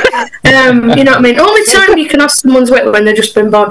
But I just think it's really weird. And as well, like, a lot of these gender reveals are like getting really dangerous. Like, I watched one came up on my like TikTok the other day, and they were getting into like an ice bath, like in Canada, in like the freezing snow, and she's like 9 months fucking pregnant. I thought, he's fucking cheap for chattering in there. Do you know what I mean? Just for you to find like pinks, and come on, it's as well. If you went to one of those parties, like, what do you talk about afterwards? Like, "Oh yeah, Frank and Sarah having a boy. Yeah, he'll get on a lot more comedy lineups if he's a comedian when he's older." Like, what? Like, literally, once that's done, it's like, "Oh, do we go home?" Like, it's just, I think it's very narcissistic. I think it doesn't take into account that obviously, you know, that people can, you know, later on and identify to be a different gender than they're assigned at birth. Will you stop fighting over that now, Ben? Sorry, they're doing me again. As I said to you before, Jonny, the only reveal party that I would ever go to is what I think they should do instead is I would much prefer to go to the reveal of like why somebody got divorced. You know what I mean? Like, 'cause I feel like that's more exciting and that's less creepy than going out, you know, a little unborn, by the way, babies like pee-pees or foo-foos or whatever, you know, just them popping a balloon and then it coming out a scroll that just says, "Oh, Darren slept with his secretary," you know, that's what I'd rather see. Because getting to the point where, you know, they're going to just be like, "Oh, it's the plutonium going to go pink or blue. Oh, let's just throw a grenade into the party. It'll burn our faces off." But think of all the pink blankets we can buy. It's pathetic and I need to stop it. And it's not just because I've never been invited to one, all right. Very well argued. Thanks very much. Thanks very much, Maxine. And last but not least, we've got Laura. Laura, who are you cancelling this month? Oh, I'll tell you in a second. I've just realised it's exactly 5 years to the day that I've lived in this house. So weird. Hey! 5 years today that I've lived in this flat. No, thanks. Fine, but up the road from this flat, there is a takeaway. It's a nice fish and chip shop, and you go into the fish and chip shop, and you look, and there's fish. There's like big fish, and then there's other fish, and then there's other fish. Like I've got this sense of taste, so everything just tastes the same. So everything is fish. But there's sausages. I know what sausages look like because those can be battered, and everyone likes a battered sausage. But in between the two, you got other things in there as well, but in between those two, you've got the pucker pie, haven't you? That just sits there, the pucker pie, and it's casing of silver or blue or green or red. I don't know what the colours mean. I've never known when I've gone in to get a pucker pie what the colours mean. I've been ridiculed because I ask for, "Can I have the red pie, please?" Because I don't know that that's a certain flavour, and I've never understood why that should be a thing that I should be ridiculed over. There's a pink one there. There's a blue one there. Oh, our pie's got a vagina.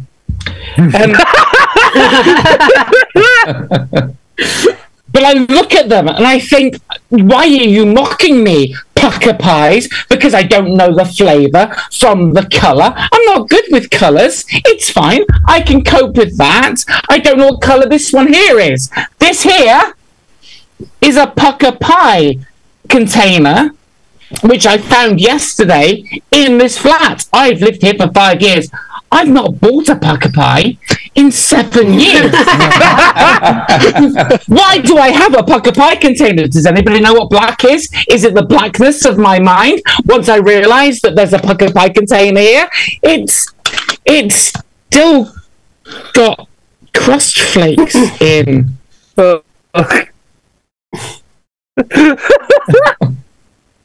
I've not bought a pucker pie in 7 years. Parker are distributing their cases in flats to be found behind whatever that fireplace there is 5 years later. I nominated pucker pies, Jonny. And the flakiness inside. This is a lovely mix of things. Michael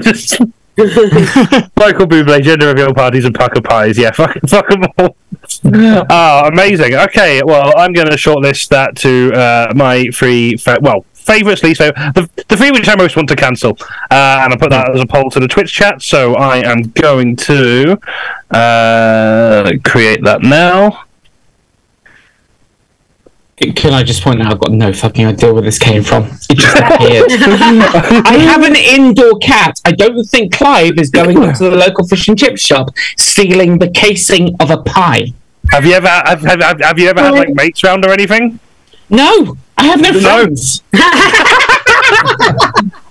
Okay, I am going to shortlist. I'm really worried that pie tin wasn't black when it was put there.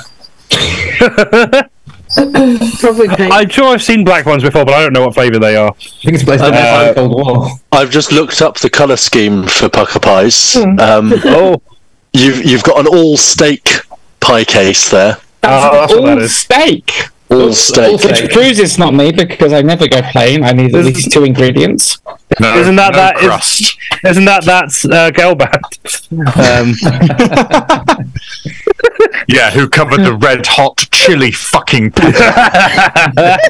Right, I'm shortlisting gender reveal parties, Christmas birthdays, because when else is anyone ever going to cancel that?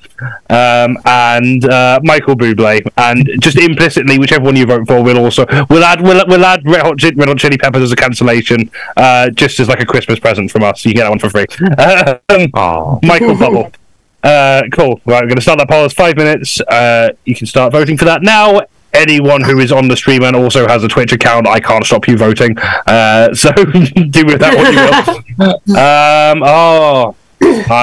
Yeah, this is a difficult one. Hang on.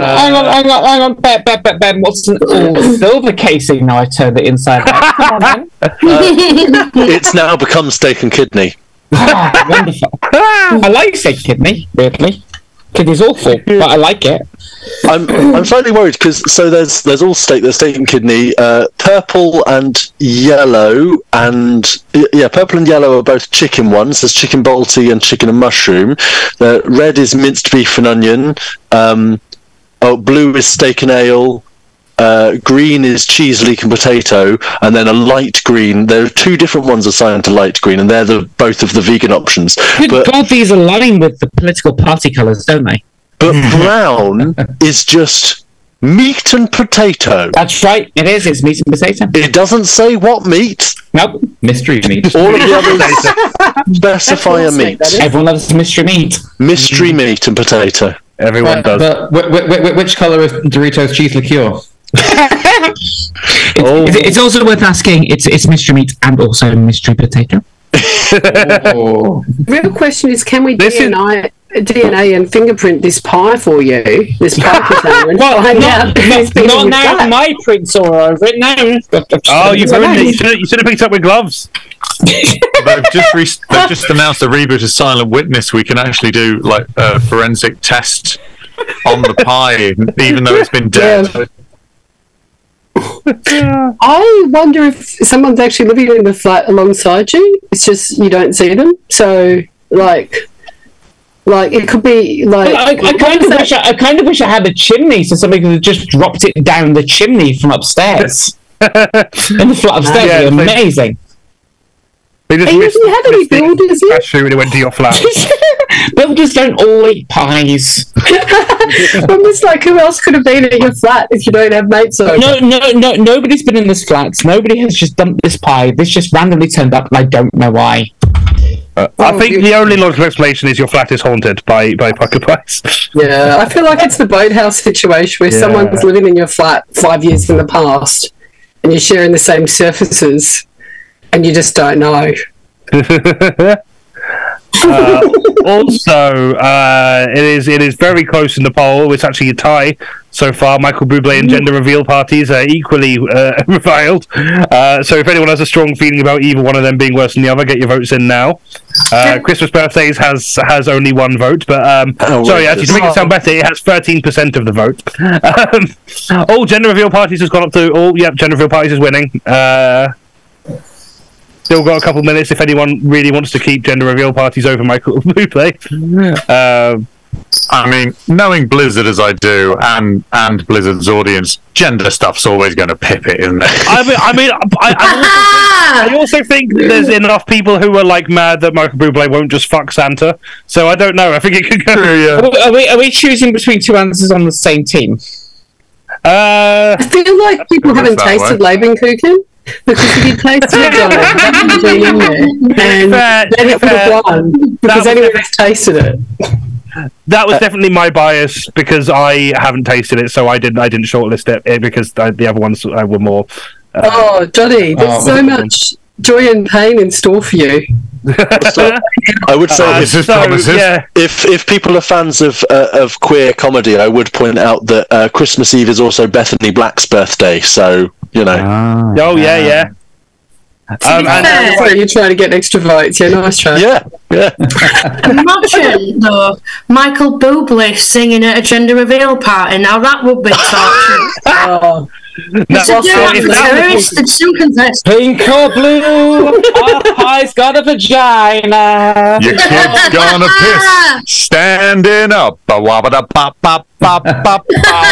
really sorry, Maxine. I'm taking our pie's got a vagina to my grave.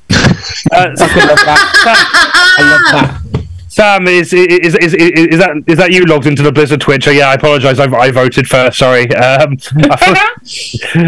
Apologies for that. Who were you going to vote for, Sam? Michael Bublé. Oh, okay. So yeah, I went for gender reveal parties in the end. I mean, it's winning by 2 votes, so it's and we've got like a few seconds left. So yeah, gender reveal parties wins, and also as someone pointed out, both of them are on the same team anyway. There you go. So, okay, we'll divide the points up. So, so at the end of that round, Eddie's team are on 20 points and Elliot's team are on 14 points. What is the scoring system? Who knows? Right, this seems like a good time to have another time for us to all have a communist poo together. I don't care if you don't need one. Commit to the cause or fuck off. And to remind you that if you have some money you're not using, you can give it to us if you like. That's an option. You don't have to, but you can. That really helps make these shows and get all these great comedians on. Unless you don't like any of these comedians, in which case give us money and I won't book them again. Unless I'm the comedian that you don't like specifically, in which case still give us money and then I'll just stop and you can consume better content. Yeah, ways you can do that are in the chat. Also subscribing on Twitch and cheering also goes towards that as well. So do that if you want, and follow us on socials if you're not already as well. We're on Facebook, we're on Insta, we are on YouTube, and we're on Twitch. But you're probably already following us on here if you're here. So if you're not, why not start following us? Cool. Yeah. So we're going to have another little break now. If anyone needs to go get a drink, go for a wee, or I don't know what other things do people do in breaks? I don't know. Excuse me, clean up all this naan bread that's on the floor. Okay, yeah. We're going to take 5 to go clean up Maxine's floor for all the naan bread. Maxine, make yourself the moon again. No one will know. I am a moon because I eat so much carbs. Oh, brilliant. Gender reveal parties have resulted in 2 deaths in the United States. It's higher than that, surely. I'm sure it's... Or is that like just this year? Because I'm sure the total death toll is higher. Because or maybe the others weren't deaths, but I'm sure there's been like loads of catastrophic ingestion of shit. They use like explosives and stuff like fireworks. Yeah, I know they do, but like fireworks are stupid anyway. But yeah. And so far, Michael Bublé hasn't killed anyone that we know of. That is a reasonable point, Robert. True. There have been 2 Tannerite explosions. Okay, yeah. Maybe this was just my bias. I mean, I just assumed there'd been more deaths, but I think it's just a lot of them. There's a lot of kind of like injuries, and catastrophes. So, I mean, also industries, yeah. Gender reveal parties have the same mortality rate as Noel Edmonds. That's interesting. Okay. Cool. Now that would be a vote I'd like to see. The gender reveal parties and Noel Edmonds. Stick the kettle on and find out whether your granny's a woman. We'll be back after the break. Imagine a gender reveal and Mr. Blobby just comes crashing through. Blobby. A blue blobby. What's pink with yellow? What does that mean, the yellow? Oh, that is a brilliant non-binary gender reveal.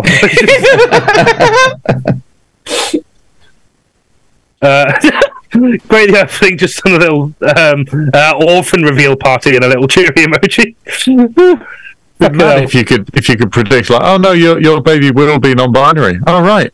What should we call them? It doesn't matter. They'll replace it with an internet password when they're about 17 anyway. So fuck it. Just call them what you like.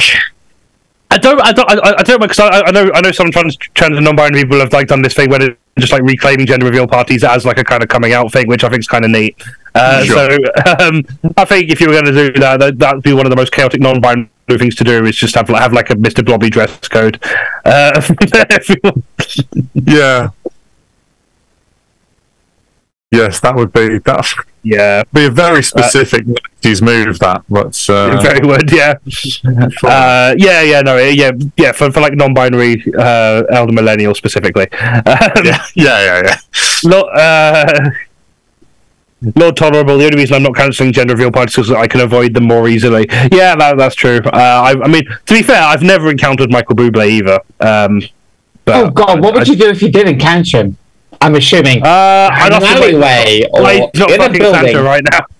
I think you have to walk away without breaking eye contact, or like back away. You invite Michael Bublé into your house. Is that the rules? He has to be invited in. No, because then it's his decision on when to leave. Oh shit! If he's bold enough to ask a man he's not fucking for a fucking yacht, he's bold enough to enter your house without permission. But so you can so easily just get Santa to be your sugar daddy. You don't even need to put out that fast. But it's weak. Bobby Jones 55. Also, hello. Hope you're feeling a bit better from earlier. I should have cancelled Bobby instead. I would have won then.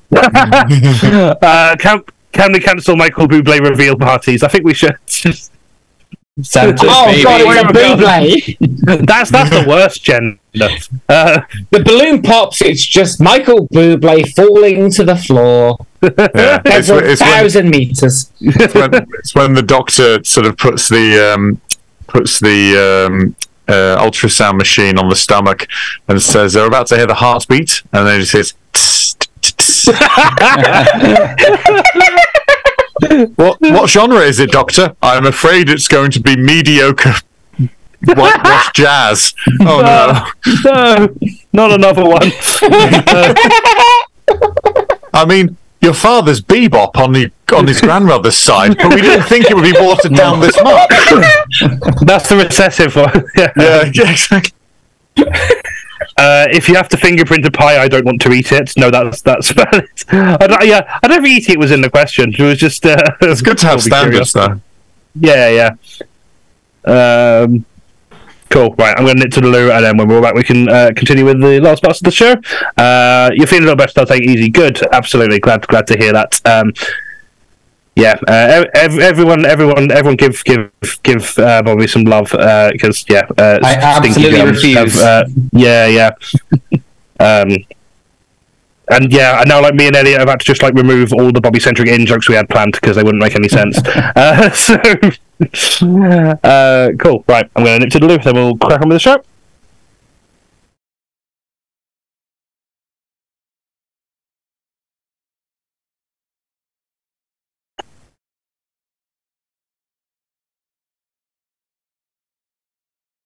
Is it just us, Kath? I think it is. So I'm just reading. I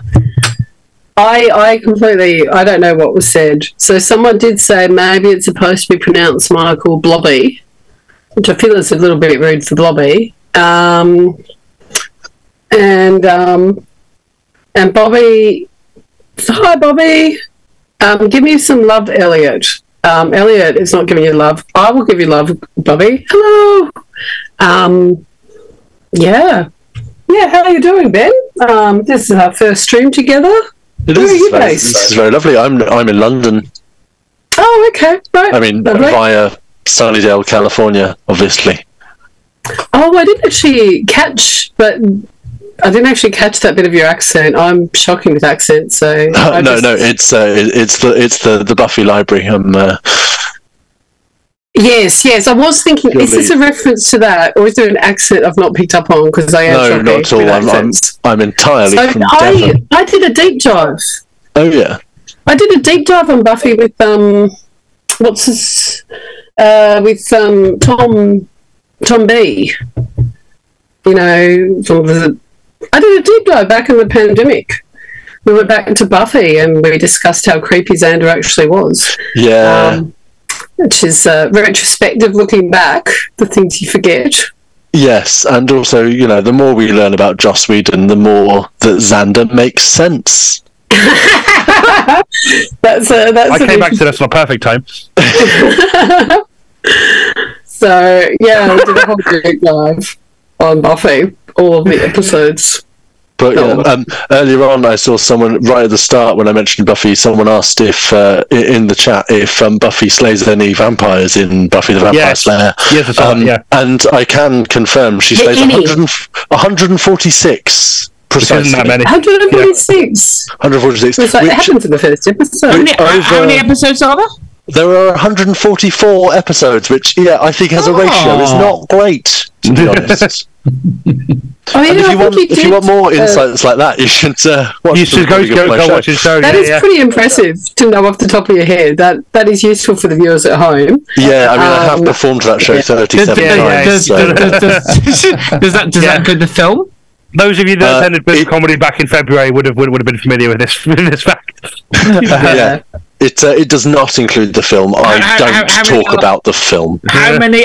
You must know how many are slayed in the film. No, I've watched the film once, and I refuse to go back. Call yourself a fan of the TV show. The TV show is good. I'm sure the vampire slaying ratio in Buffy surely must be better than the amount of breakfast that appeared in Breakfast Club.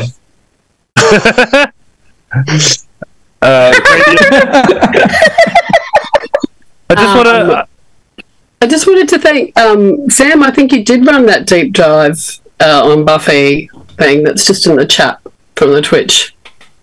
Yes. Anyway, just back into it. But yeah, the hot content. What else are you going to tell us about Buffy, or is that a spoiler for your show? I mean, I could. What else can I tell you? That there is a ratio of a third to every time a vampire kills a human, a third of the time they turn them into a new vampire. Which, if you take into account the fact that vampires eat humans and we have 3 meals a day, that means that every vampire creates a new vampire every day, and obviously every new vampire goes on to create a new vampire every day. So that's exponential growth basically, and within a month you surpass the entire population of the Earth. Yeah. She's not saying enough. She's not. So what's the proportion of non-singing, non-dancing in the episode, or singing or dancing? In Once More with Feeling. I can sing all the songs. Let's do it now. So how much is non-singing? Yeah, how much dialogue is not sung? I don't know that actually. I'd say it's about 50. I only know death-related stats. And, I reckon it'd be 15% dialogue, because it is largely singing. If you'd asked me about a month ago, I would have been able to tell you the proportion of the episode Hush, which does have dialogue, versus that which doesn't, because that's the episode that is largely silent. But there is more dialogue than you expect. It's like 20 minutes or something of dialogue, which in a 44-minute episode isn't a lot, but it's more than you think. More than you think, yeah. Was that episode not written because Joss Whedon was accused of relying overly on his flowery prose, and he said, all right then, I will do it for what now turns out to be precisely half an episode rather than one at all. Exactly, yeah. They were everyone was everyone kept on going on about how brilliant his dialogue was. So it was like, oh well, fuck you, no dialogue. Oh, you like my dialogue, do you? None. Half. Let's see if you'll still watch. Mm-hmm. I also, I don't know if anyone drew attention to this while I was going through a wee, but Grey the Earthling's comment, maybe it's supposed to be pronounced Michael Blobby, is very underrated. Why have I never drawn that before? And imagine Buble doing a jazz cover of Mr. Blobby's eponymous hit, Mr. Blobby.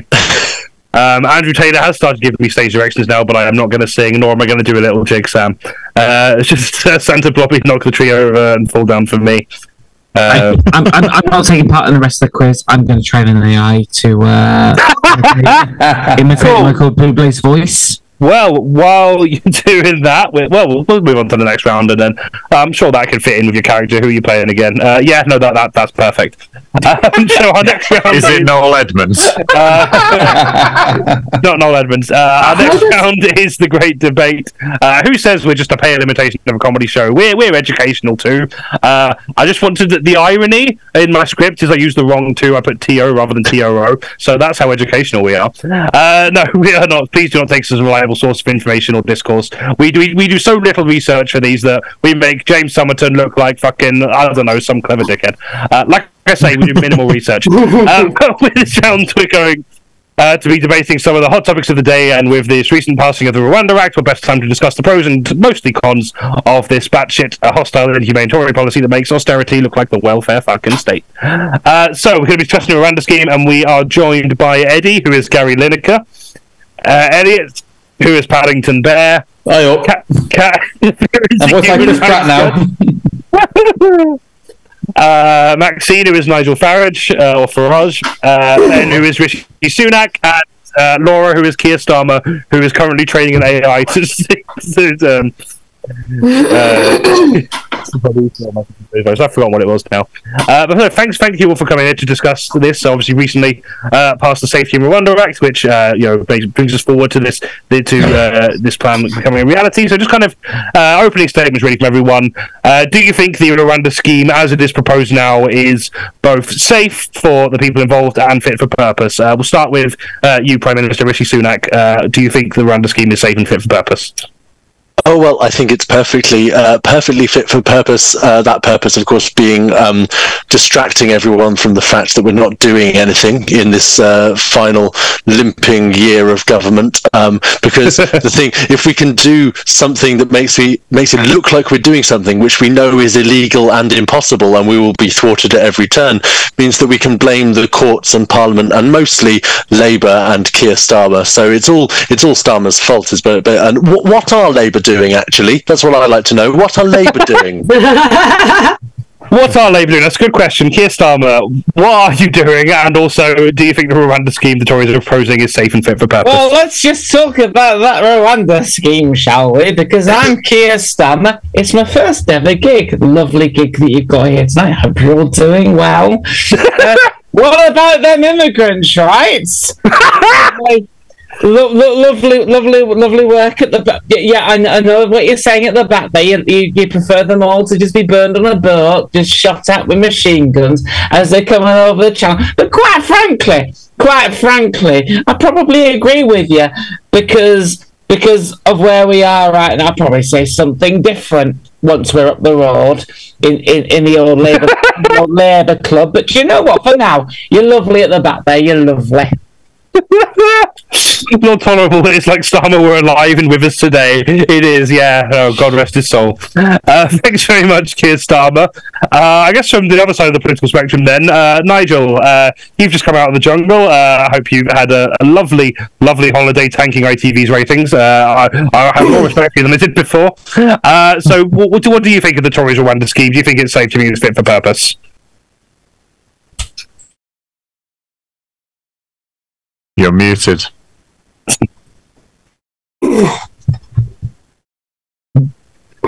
Oh yeah, Maxine, you are muted.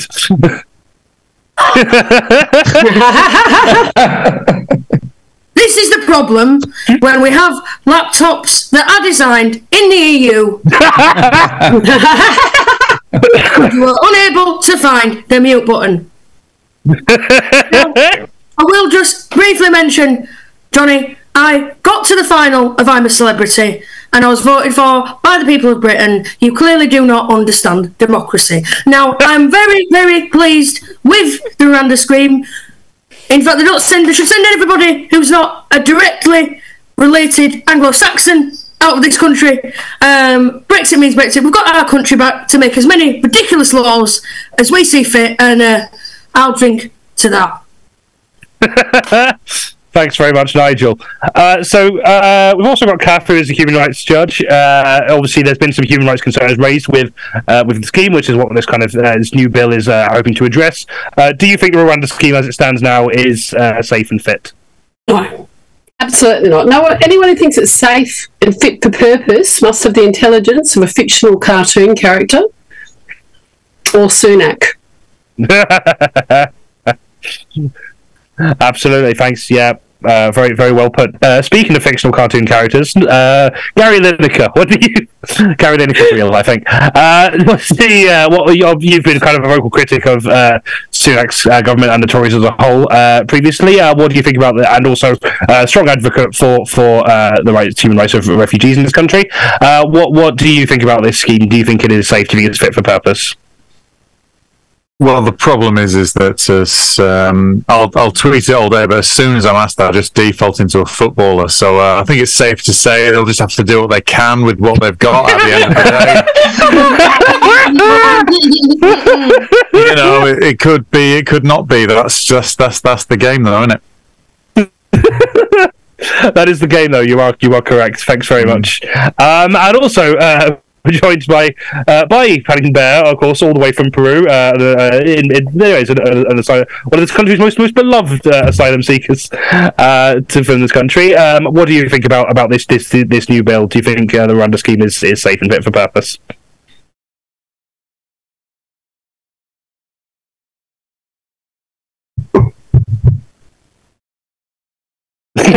Sorry, I wasn't frozen. I was just getting a hard stare. No, probably not. It isn't safe, but then again, what the fuck do I know? I literally travelled here without any documentation on a small boat, and I got to fuck the queen up the arse of a tea and cake. What do I know? Thanks very much, Paddington. Glad you're here. Okay, so I guess we've talked about the kind of effectiveness of the scheme, as well as the safety. But I guess just the kind of wider ethics, even if it is an efficient scheme, is this morally right? Should we be doing this? Should we not be more considering of the human rights of the issue? Open question to particularly the politicians of the panel, but really everyone. How do you feel about the ethics of this?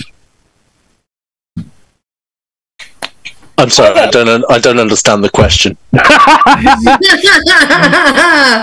So, who we got? It's my first open mic. I told you this. Who's on the front row? Hello, love. What do you think of the ethics of the whole Rwanda thing? Oh, you'll ask your husband, are you? Lovely, know your place, right? No, it's fine. It's fine, because what we're going to do is going to do a lot for you once we're in government, right? But it just means that I can probably talk down to you now. But no, it's fine. You think it's a bad thing? It's a bad thing.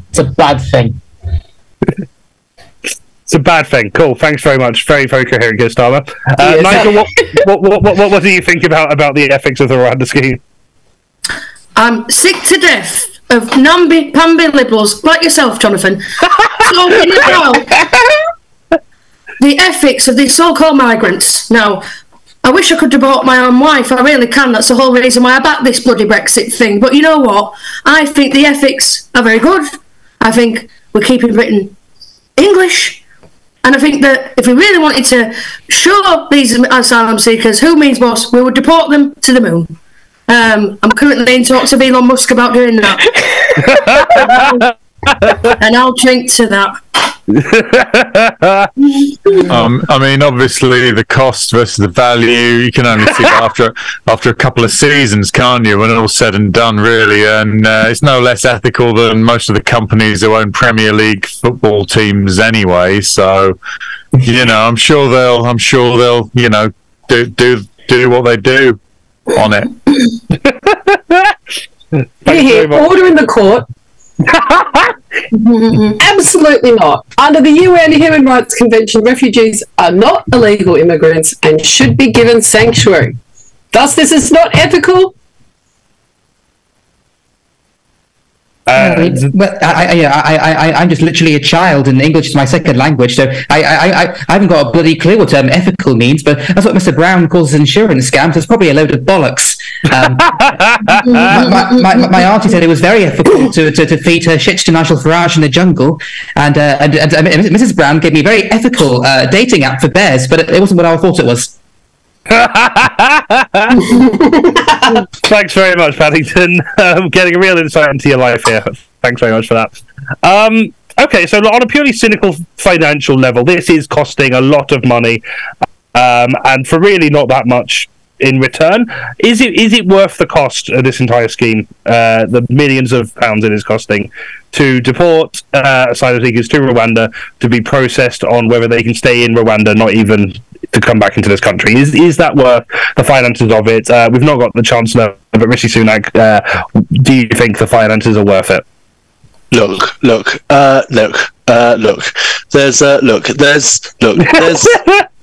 There's no magic money tree, okay? Look, so we simply cannot afford to support these so-called people once they get here, and so we're willing to spend literally anything to get rid of them. Right, but it isn't part of the problem. Like, if it's cheaper to not do that, then surely that would be a net benefit to the economy. If they're like, most of them will be contributing to the economy anyway. Most of them will be picking up the jobs that we're struggling to fill at the minute. Do you not think that maybe? I think, Johnny. What you're really asking me there is actually a question that is better suited to Labour. I think that is a question that Labour need to answer. You are absolutely right.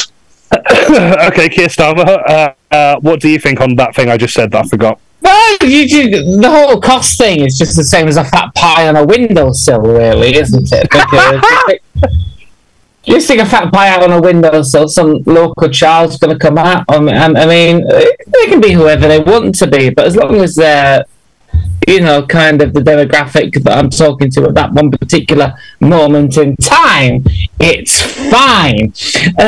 As long as they don't steal that pie, because we will find jails for them, but we'll probably let them off in the end anyway. It's all good. It's all good. It's all about the fat pie. All about the fat pie. Thanks very much, Keir Starmer. Nigel, do you think this is worth the financial cost to add the hit to the economy? Look, I think this is a very good beneficiary for the economy because, we voted Brexit. Brexit means Brexit. Yeah, we've got that £360 million a week from where?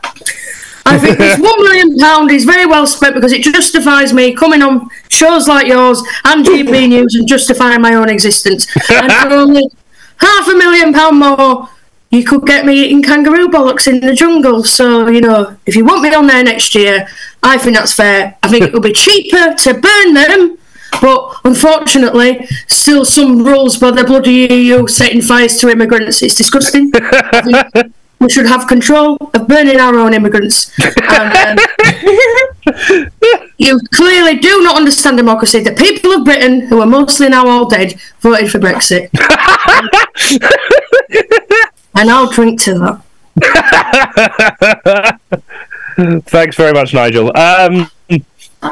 Okay, well, okay. Sorry, am I the only one who's got a semblance of sense about the costs here? I mean, we could use that money to fix the crumbling buildings in schools. We could use it to fix the court backlogs. We could use it to bring in climate change initiatives that work. There should be bipartisan ridicule of this. But I won't be saying that in an open courtroom because I can't show bias. I don't think Nigel believes in bipartisan. There are already two sexualities. That's one of those new modern ones that wokes have made up. Right. Okay. Well. I will not have the left putting words in my mouth, Jonathan. I will not. Well, if I might but pause on this, pardon the pun. I actually think it would be worth the cost if Rwanda could provide us with some marmalade. I may have started as a wee humble bear cub, but I've grown to love London with its long history of draining the natural resources of poorer countries and forcing children like me into manual labour. So if we get some marmalade out of it, why not? Because you can't spell conservative without fruit conserve. Minus the fruit. Which is also Tory policy. Minus child labour. Yeah. Sorry, Gary, I was talking over you there. Quite all right. Okay, well, we'll round that up then. Closing statements then. What would be your ideal processing system, taking out any kind of legal hiccups or political barriers in the way? What would be your ideal solution for stopping the small boats crossings? Rishi Sunak, we'll start with you. Well, look, we've got to stop the boats, first of all. Second of all, stop the boats. And thirdly, stop the boats. Because well, look, the boats have got to be stopped, you see. And what I really want to know is what are Labour planning to do to stop the boats? Yes, Starva, what are Labour planning to do to stop the boats? What Labour are planning to do right now is back in the room, someone's just flashed me the light, you see, so I'm going to get myself off stage right now because in this equation, I guess that I'm the bot. You've been a lovely audience. Good night. Thanks very much, Keir Starmer. We shan't be inviting you back. Nigel, I think you've already alluded to it, but what would be your ideal method to stop the boats? I think the rational thing to do is to have sniper rifles on the White Cliffs of Dover. I think we shouldn't allow anybody into this country who is darker than egg white on the Dulux colour chart, because the last thing that we need in this country is people coming here to have a better life, to run our NHS, and then who would we have as a political scapegoat? And I'll drink to that. Thank you, Nigel. KATH, human rights judge. Yeah, putting aside your commitment to not showing bias, what would be your proposal for stopping the sport in a way that is ethical and efficient? Okay, with legal routes, people will continue to make crossings to sanctuary. So anybody who thinks elsewise must have the intelligence of a fictional cartoon character or Nigel Farage. I think really at this point the government needs to grow a moral backbone like Gary Lineker. Well, I mean, ideally, what you want to do is, get it done, get in early with a strong start, maybe have a couple of them sorted by the 15th minute, keep the other side guessing, maintain possession, and ultimately slip another one in before you end up with extra time. BBC has muzzled him. Amazing. And Paddington, to close us off, what would be your proposed solution to the small boats crossing situation? Oh, I don't really understand all these big words, really. But I think the system that we have is fine as it is. I mean, I travelled alone on a little boat, didn't have a passport, and I got to exploit the wealth of a rich London family, become a merchandising juggernaut, and fuck the royal family. I lived the British dream. But if you ask me, I think the best thing to do is to repeat the witch trials and have every immigrant dunked inside a big pool of marmalade. If they eat the marmalade, then they are royalist shill like me, and they can stay. If they don't and they drown, then, as you saw in the Queen died, I can personally escort them across the white void, because unlike most bears, I actually know the way to hell. What a lovely note to end that on. Thank you very much, everyone. I can't believe I've never said this before, I probably never will again, but I'm going to give Farrows the points for that one. And I'll drink to that, Jonathan. Yeah, that was a great page. I should point out, I'd forgotten that Gary Lineker was quite politically outspoken until it was mentioned, because anytime anyone talks about anything even remotely football related, my mind goes, you don't need this, Ed. Save your processing power for something else. So I had forgotten that Gary Lineker's been something of a firebrow, a relatively. I saw your eyebrows raised when I. Yeah. Really, no, I mean, I still really like what you did with the character. I was going to give you some run-up points along with Ben's Rishi Sunak as well. Nigel Farage, Rishi Sunak, Gary Lineker, Shag, Marry, Kill. There we are. So at the end of that round, Eddie's team are on 30 points and Eddie's team are on 15 points. So there's a bit of a gap, but it's all to play for in the final round, which is now, that's what I call a lawsuit. This round is a free-for-all. I give you some topics. You come in with your suggestions. It's not Scenes We'd Like to See from Mock the Week. Shut up. Because crucially, our version has Pride and Snowflake backdrops, and also Mock the Week was cancelled by the BBC, whereas the BBC doesn't even know who we are. You just be a free for. We've got 3 topics. Come with your suggestions, and then I'll give points to the ones I find the funniest. Your first topic is things you shouldn't say at a family dinner. I have fucked each and every one of you. I have fucked each and every one of you, and Elliot. The last one to finish their lamb is out of the wheel. Go.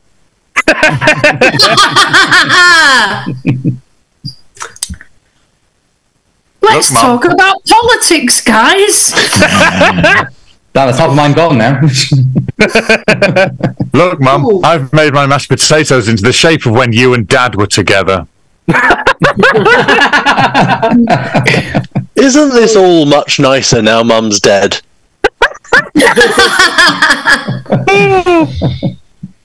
You know, of all the family dinners I've had, your family is the worst.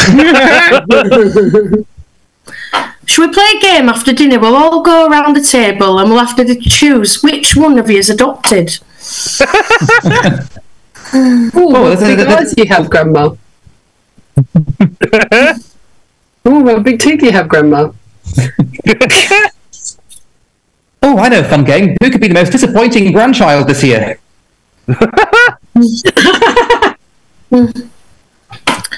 Mum, Dad, I've started Twitch streaming.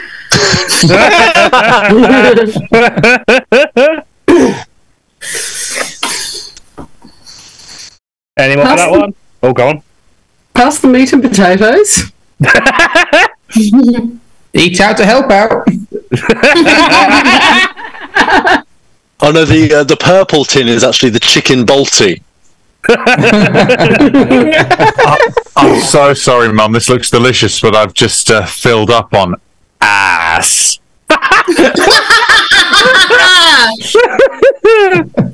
Then the Queen's speech. Oh, this is a lovely carbonara. Has it got cream in it by any chance? You have no future in comedy.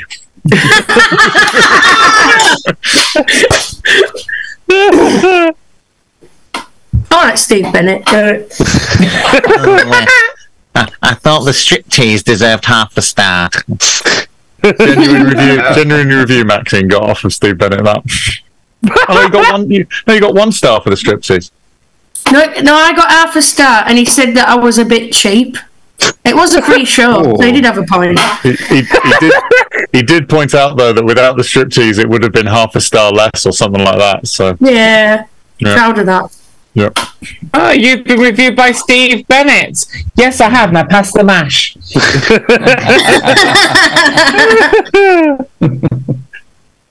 This dinner wouldn't be the same without the striptease.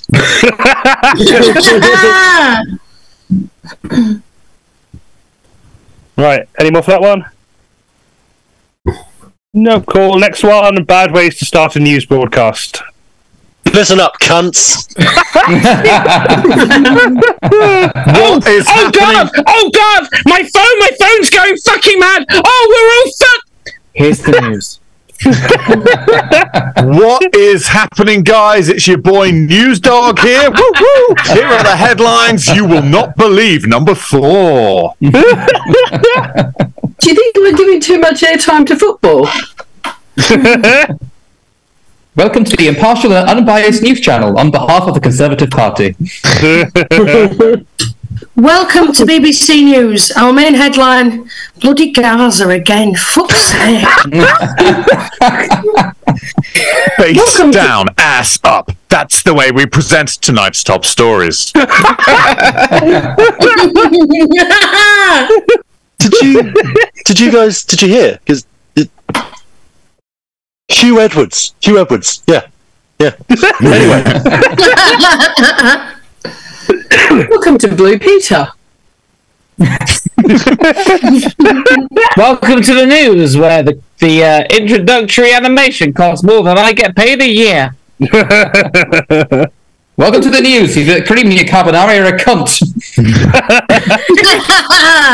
We are just getting reports that every active volcano on the planet is violently erupting and colossal tsunamis are surging towards all major seaboards. And look at your faces. Fell for it.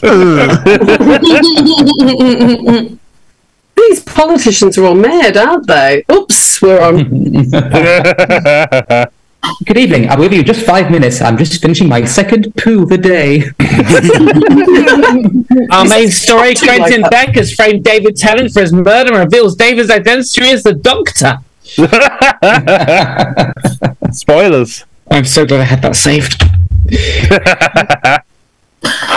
Welcome to BBC News and your main headline this evening.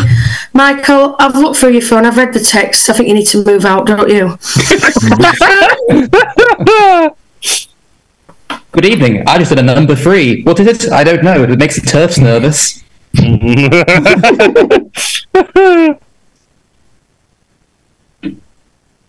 Yeah, any more for that one? Breaking news. Oh, sorry. No, go ahead. Breaking news. A meteor is heading to Earth will destroy a UK town in the next 2 minutes. Join us after the break to find out which one. My name is Hugh Edwards, and I'm here to say I got all the headlines in a major way. Breaking news. Fighting escalates in the Ukraine-Russian war. Oh, I didn't even realise that was still going on. You know, you don't hear about it anymore, do you? Yeah. Okay, next one. The final one, even. Cut lines from Netflix stand-up specials. And now for a joke that's not about dehumanizing trans people. I mean, I'm probably not the best person to speak on this subject.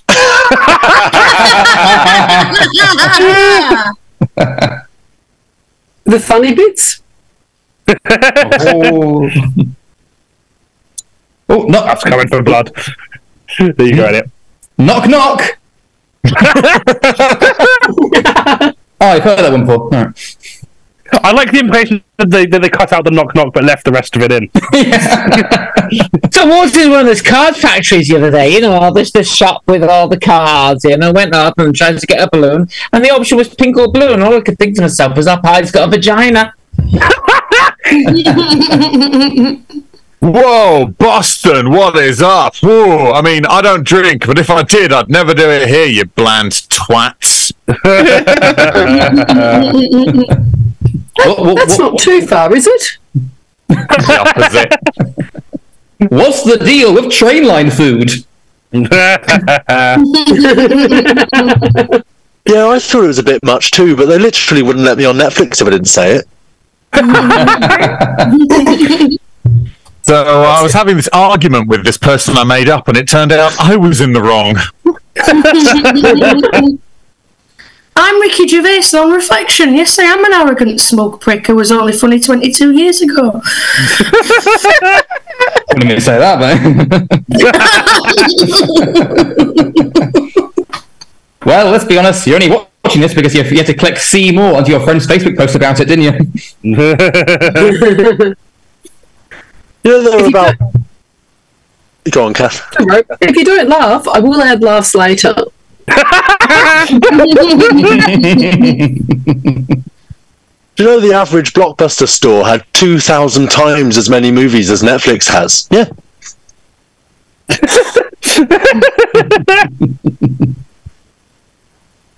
Hello. Sorry. Not off you, Kath. You can go. Hello to all of you in the theatre, and hello to all of you watching at home, because your racist dad has the remote. Just to start off, guys, I know the picture for this was me looking at a microphone as if I didn't know what it was, but don't worry, I do. safe pair of hands. So racism or homophobia, which is more topical right now? Hello, I'm Jim Davidson, and welcome to my Netflix special. What's the deal with carbonara these days? What's the deal with Italian food? You know, I'm just really glad that 9 or 10 years after lockdown's finished, we can finally get back to doing live comedy again. Can we add some cream to the audience? All right, Brand. Corby seasoning you up a right proper carbonara, won't I? No mistake. Oh, no. Oh, that made me... that was horrible. I know, because he always turns into Jonny Rotten when I do him. So stop doing Russell Brand. That's the... I know, but I love doing Jonny Rotten. I think that's why. Oh, I don't really mean what I'm saying. How anarchic. Right,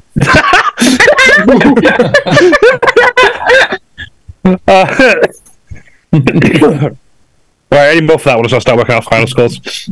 Welcome to Netflix edition of Blizzard's Broadcast Avalanche.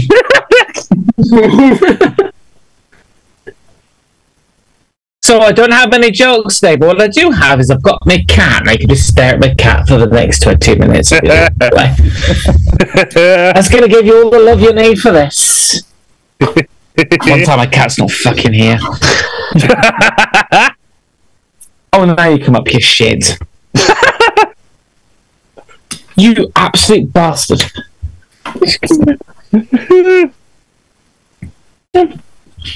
Okay, I'm going to send Sam the final score so we can get that on OBS. This bit's always really clunky, so while I'm doing that, I'm going to try and multitask, but I've not been on estrogen long enough to do that yet. So...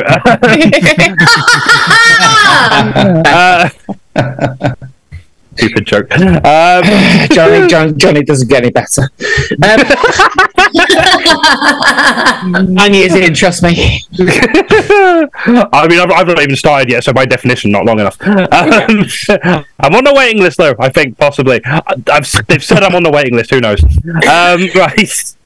But yeah, what I will do is say thank you to everyone who stuck around for the stream. Hope you've enjoyed yourself. Thanks to all the guests. Thanks to Andrew Taylor for all the help with the additional news research. And again, research in the loosest possible sense. I mean, I just copy and paste the headlines. You might actually do more than me, so I appreciate all that. And huge thanks to all of our patrons and anyone who's given us money over the many, many years we've been doing this now. Really do appreciate all of you. You're the reason these shows exist. So thank you very much. And also big thanks to Kirsty for doing all the social media and a lot of the admin stuff around this as well. This show would not exist without her, or it would have been much more shambolic. And huge thanks to Sam as well for the tech going pretty well for a change from the last couple of months when I've done it myself. So I'll send Sam the final scores now.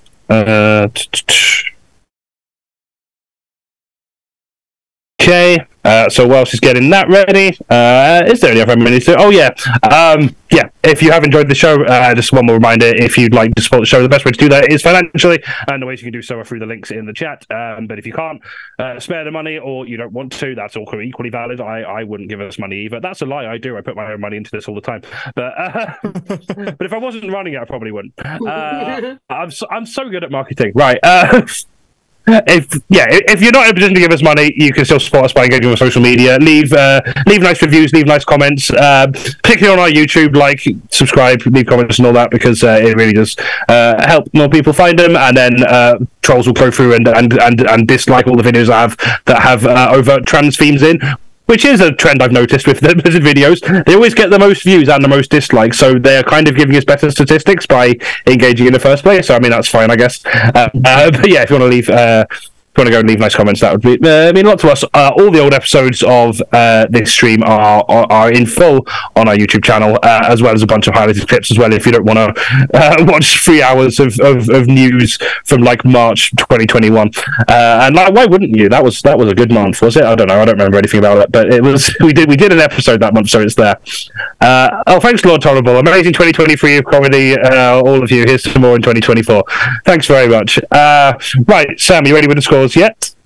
Cool. I had a moment where I was like, did I just send them to the wrong person? And was someone just really confused why I just sent two people's names with numbers next to them? Ominous. So at the end of the show, Elliott's team are on 30 points, but this month's winners are Eddie's team with 47 points. Oh, so close. Hair's breadth. Oh, lads. Just lucky enough. It's fine. You all get paid the same measly amount. Well, it depends. If this is a virtual bucket split, so the more money you donate, the more it's being split between us. So, if they get paid badly, it's your fault. No, don't do that.